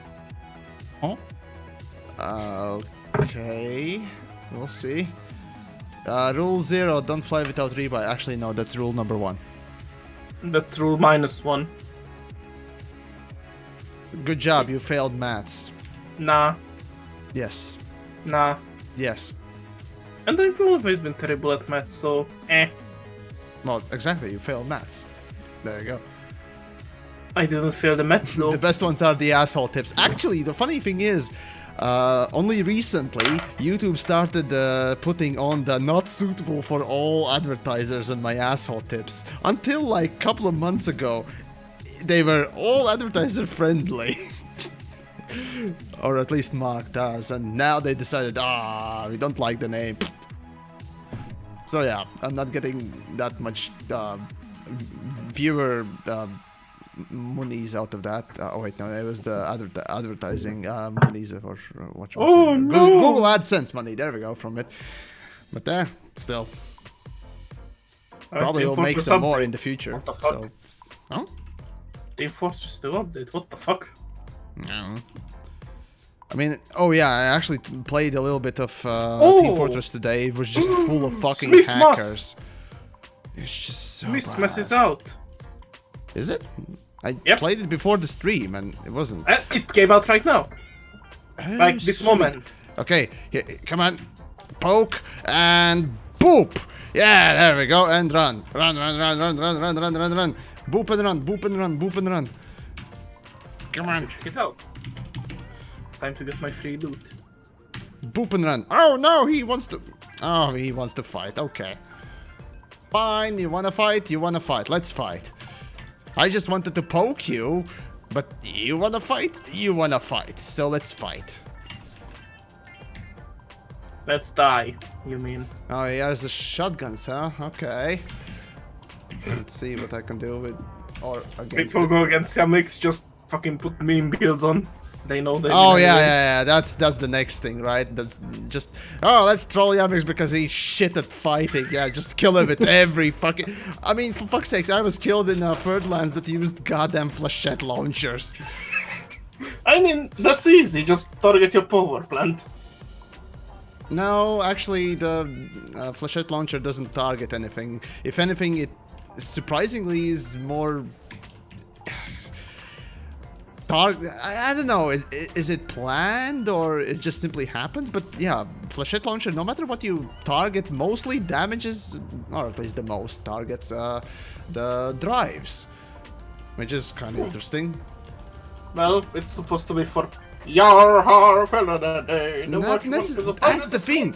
I'm not even sure what flechette launcher is made to do. In my opinion, flechette launcher was just a designer's attempt at solving the shield issue that Elite Dangerous has. Those that don't know, in Elite Dangerous, the shields are literally the things that rule the roost, so to speak. Shields are OP as fuck, so yeah, if you don't run shields, any kind of shields, just, yeah, you're doing it wrong. There's also the fact that the shield boosters are fucking overpowered as hell. It's just, it's weird.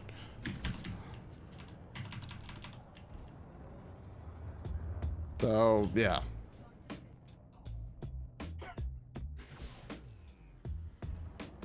Free name tag, free description tag, excellent. Inventory extension.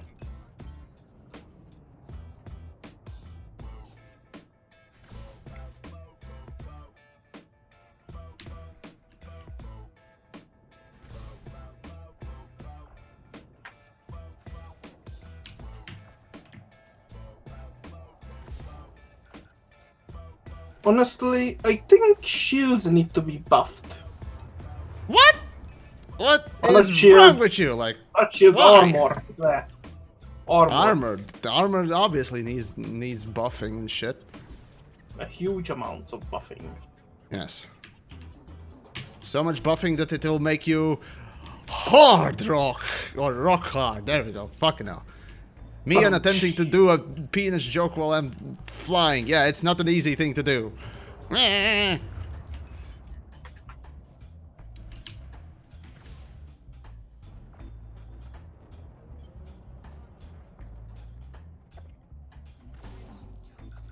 Oh, he's running. Oh, he ran out of ammo. Oh, don't tell me. Boring? Well, good job. Oh. Aww. Well, fuck. Now I need to go and resupply. Well, boring. You made the boring ship, not me. I'm flying in a more boring way because your ship is boring, you boring man. I blame you. Yeah, there we go. Man. Insults. You called boring first, so that means it's just made a boring ship. There you go. Yeah, no spoilers, but have you or are you able to watch Expanse? Nope, I haven't watched it yet. I really don't watch any, you know, TV shows that are not animated. So, yeah, I'm But more Expanse of is an animation. Yeah. Huh? The Well, expense is great. looks like I've you're heard going to get it's interdicted decent. by an NPC. I heard it's okay. But The expense is really good. yeah, I haven't had. Well, again, I just don't know. The only I'm trying to go. You're fucking kidding me. Oh, I have bounty on me. Right. That's why. Right. That's why NPCs are even interdicting me. Oh, that's gonna be fun. Alright, it's fine. It's an NPC interdiction, blah blah blah. Here we go. Okay. Grazie, TheYamiks. You earned one front 3 arcs with this fight. Sincerely, Frontier Developments. Oh, fuck. No, but seriously, nice to see you, Dunkel. But just goddamn you, that joke. All right. Do do do do do do do do do do do do. Earned arcs. Please spend arcs. Please get more Speaking arcs. of something amazing.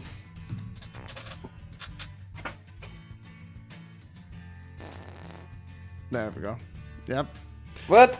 Yep. Yep, folks. Purple Python. Because I Error wasn't code. flying. Because I wasn't flying a purple Python, right? You should have No bought, idea. you should have bought a purple skin with your purple arcs. Jesus fucking Yes. Christ! Yeah, that's the that's the next thing, right? That's what I need to do. Gee. Oh god, did you combat log TheYamiks? I have Yes, no you did. idea what happened. Like really, I have no idea. He combat log. Dun dun dun. Yes, report me now. Everyone report TheYamiks Frontier. Finally, the chance we've been waiting for. Yeah, right. Ban this Latvian. Oh wait, no, we gave him like 2 other accounts. Whoops. And then you have an even bigger reason to go after Frontier. Come on. Tadam-pum-pum.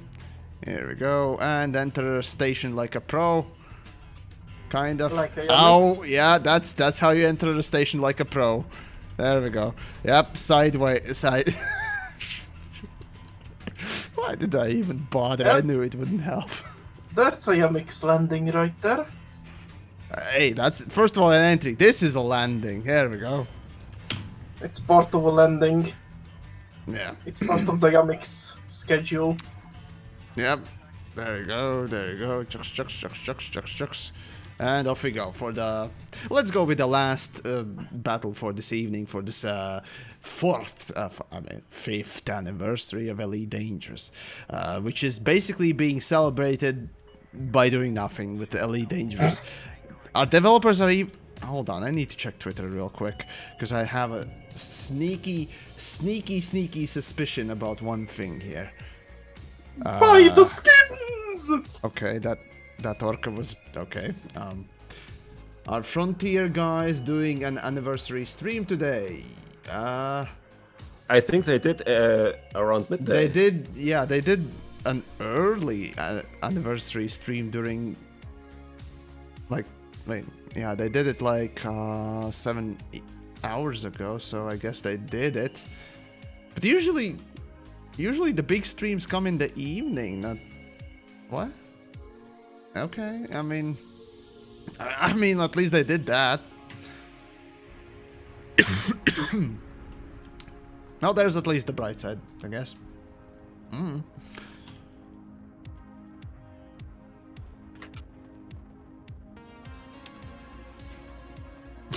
Richard, my wife has some nice hotas, baby.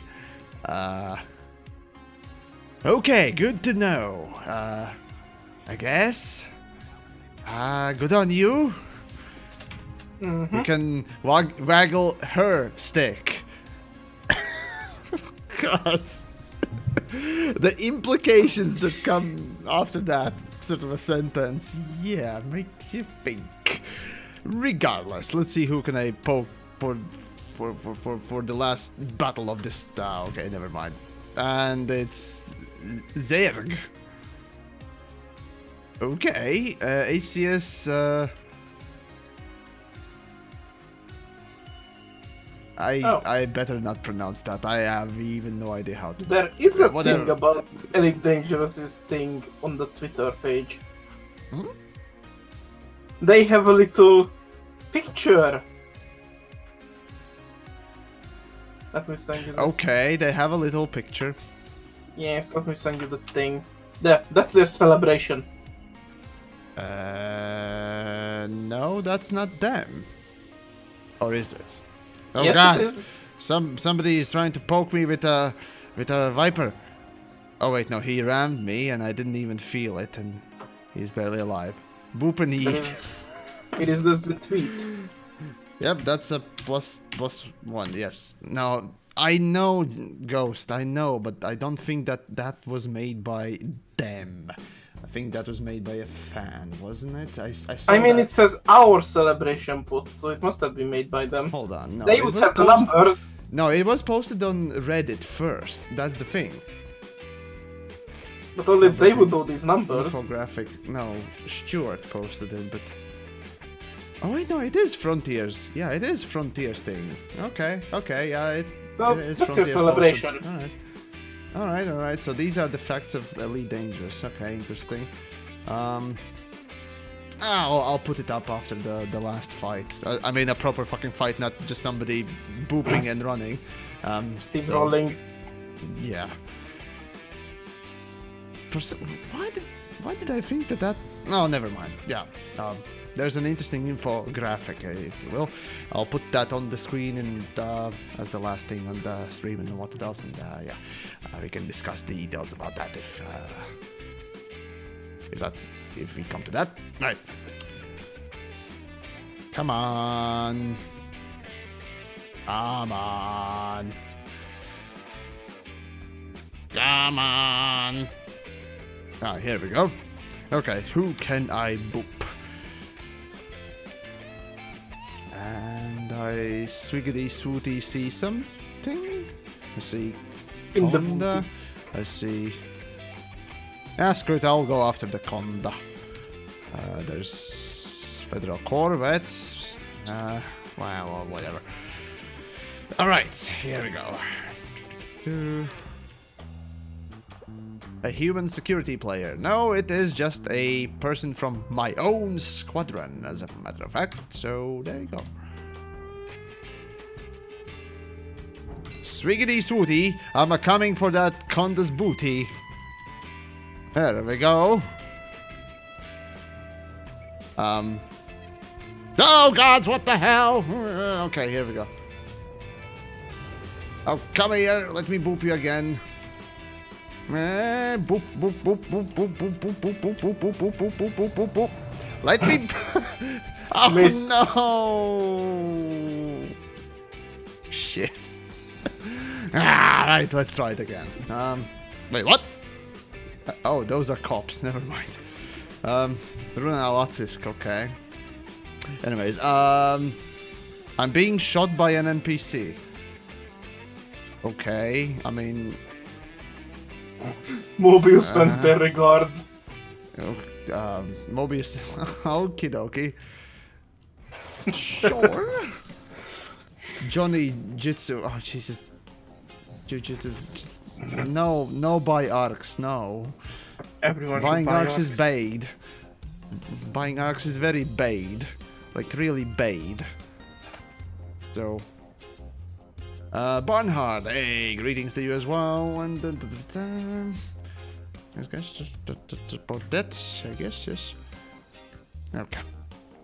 Now then, let's see, who do we got around these times? Corvette. So 3 human players with Corvette, really?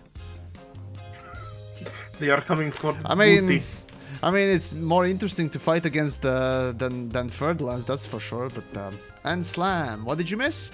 Well, generally speaking, just a little this and that about Elite and the general gaming as per usual. A little bit about Elite's history as well, and yeah, just some gameplay, I guess. If me failing to do things is considered as a, gameplay. Anyways, Best gameplay ever. there we go. Swiggity swooty, swiggity swooty. I'm coming for the Corvette's booty. Oh god, there's the NPC as well. And trucks. That's a boot. Oh god, that's a big scrape. Whoop and run. There we go. Whee! Okay, I have the stupid mission target still coming after me, even though I stopped that mission. What?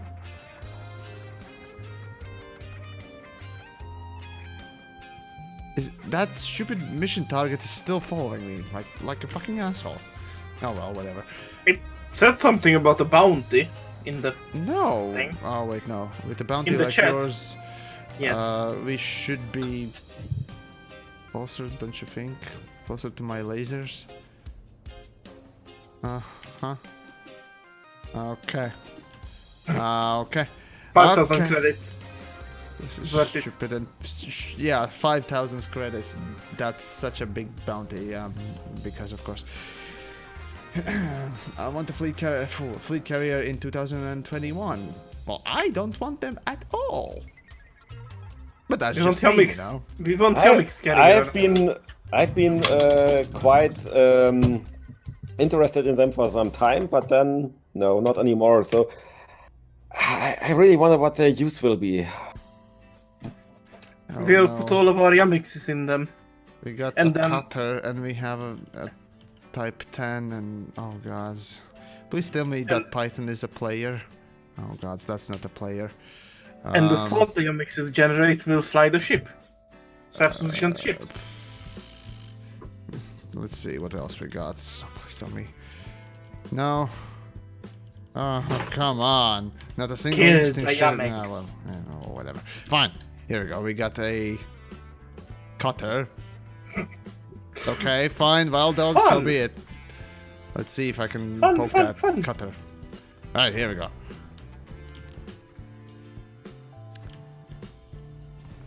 And poke that.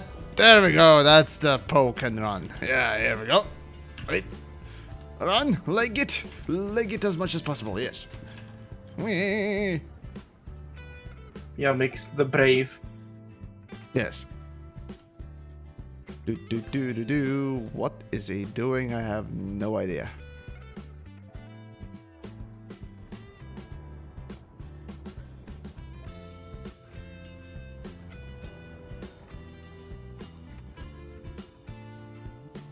Eee. And you kind of missed your firing there, buddy. Okay. Head-on collision, maybe? No? No, he's still braking. Mine. Oh, no. No, don't tell me. Seismic Ooh. charge, abrasion blaster, mining. He actually put a mining build on it. Oh my god. Okay. Main build to kill YamiKs. Jesus Christ. Yes. I mean YamiKs to death. And. Blah. And it, technically it's it a fair counted as fight. under attack, but it doesn't still showcase as a. Guys, it looks so bad. It's a fair fight now, at least. Not so sure about that. Not so sure about that.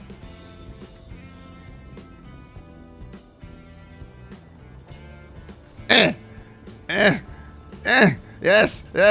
Boop it from the back. Scrape his top part. Ah, now he's registering as hostile. There we go. Oh, okay. Oh god, he's launching things at me. Oh no. And it has zero fucking armor. It's just like, here, have a free kill YamiKs. I mean, he has a bad day. laser underneath, but yeah, oh god. Just giving you like a pity victory, like. There we go, that's a kill. Ram kill. Can I get it on cameras? Yes. There we go. The pettiest victory And ever. Yes. my victory for this stream. Oh gods, I'm being rammed by something else now. Jesus. Oh gods. Lonely. Lovely. Lovely. Okay. If it's ramming you want, ramming you got. Come on. Come on. And... Ow. And... Where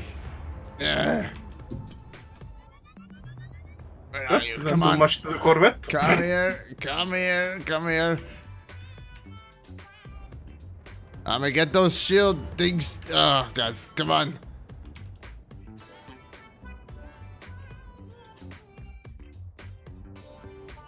All right. Two.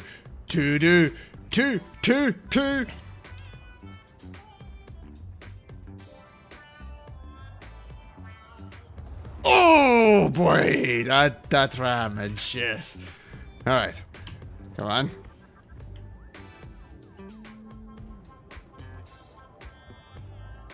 And another one. You're going backwards. Oh God, no! Ow! Pro tip: turn your flight assist before the next full speed. Okay. If I'm gonna die ramming something massive. Oh, or being rammed by something massive. Yes. Just turn off your flight assist. Get rammed at full speed. Gonna be fun. Oh God! There we go. No, it's not a fighter. You realize that. So the added mass adds stability, kind of. So. No, you don't need to be a fighter. Just a smaller ship. Nah, it's alright. I will need to show you that once on stream. No, I've been in a fighter or small ship ramming things and basically going into a vomit comet state. So that's yeah, something I definitely would not recommend in the VR ever. So you mean you recommend it to everyone? Yes. Yes. Definitely. Could be something you try day one. I was flying Meep Meep in VR. I mean, fast flying is no problem. Including stunts through the mail slots. No, I mean stunts through mail slot actually are easier in VR. That's the weird thing. Come back here. And come on. Man, that booty. That sexy ship booty. Ow.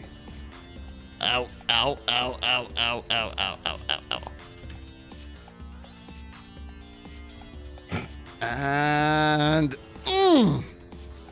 right on top of it. And again. Come on. Just This is get going those to shields be down. This is going to be the voiceover for TheYamiks' first sex tape. What? No, never. It'll be a full-blown porno. There we go. And for the end of the stream, folks, for your enjoyment and I guess everyone's great pleasure, I guess I exploded all over your screens, as they say, right? Right, yeah, that definitely doesn't make things weird or what it does. So, there you go, folks. Before we end, though, let's put on the image on the screen. The beautiful image. Yes, about Elite's statistics and things that the great gift. I guess we can believe, maybe not. I'm not sure. I'd like to think that, but here we go. Right, so there we go. So 3 most popular ships: Cobra 3, Explorer, and the Python. Yum. Everyone enjoys the Python indeed. And Targoids. Let's see, 4 million something Targoids eliminated for the safety of the galaxy. Good. Yeah, right. The interesting statistic here is 0.042% of the galaxy is explored, apparently. So that's an interesting one. Let's see, then over 200 million used limpets left in space in 1 year.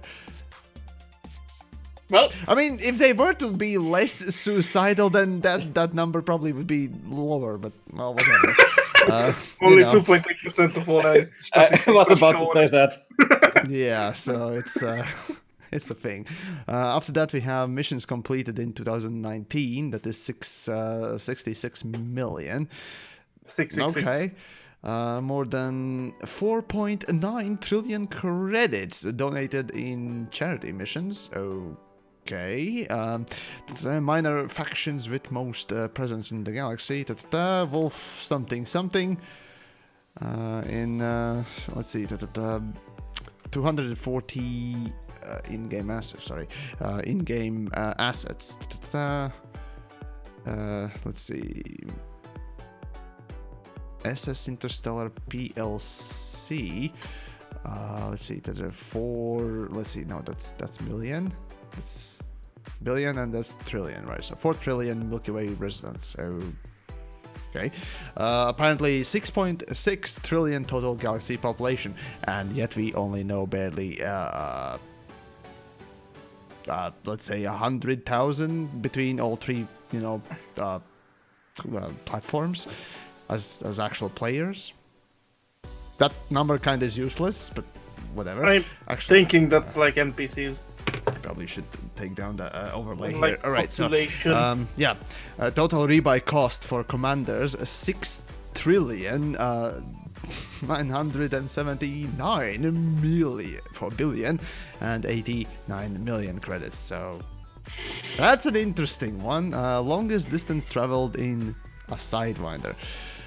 Commander Rinsvine Rinswine Rins, let's just go with Rins. Yes. That's 167,000 light years. So that's basically going to Beagle Point and back, and a little bit more.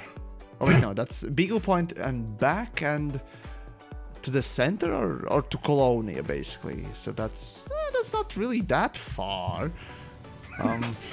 You can do it in the afternoon. I mean, yeah, you can do a little bit further with the sidewinder, I think. Oh well, still there's. Yeah, I mean, I kind of expected a little bit more interesting facts. Oh, about for it, fuck's but- sake. Just wonder if there is a sidewinder in the Pegasus run.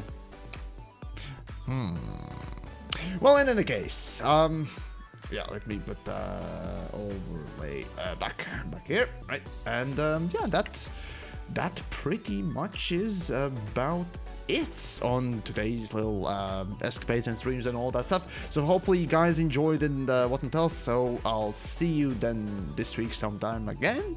And well, I guess happy 5th Elite anniversary for a game in maintenance phase after this after 4 years, which is unusual, but yeah, maintenance phase. But in any case, hopefully you guys enjoyed, and of course, as usual, if you did, subscribe on YouTube, follow on the Twitch side, check the links down below, like the Patreon link. I don't know what we have. Humble bundle links and other wonderful things and what else, including this Discord, through which you can both support and join the community and all that stuff. So check those out, and I'll see you then next time. And big thanks obviously to those that joined today in the voice. And well, I guess here's for the next year and year after that. After that, I'm not sure. I mean, again, it's 2020. It's gonna be the big update, right? So It's space like everyone. 2021 is guaranteed, but 2022. Someone should make a single-player version of Elite. Well, we'll see. We'll see.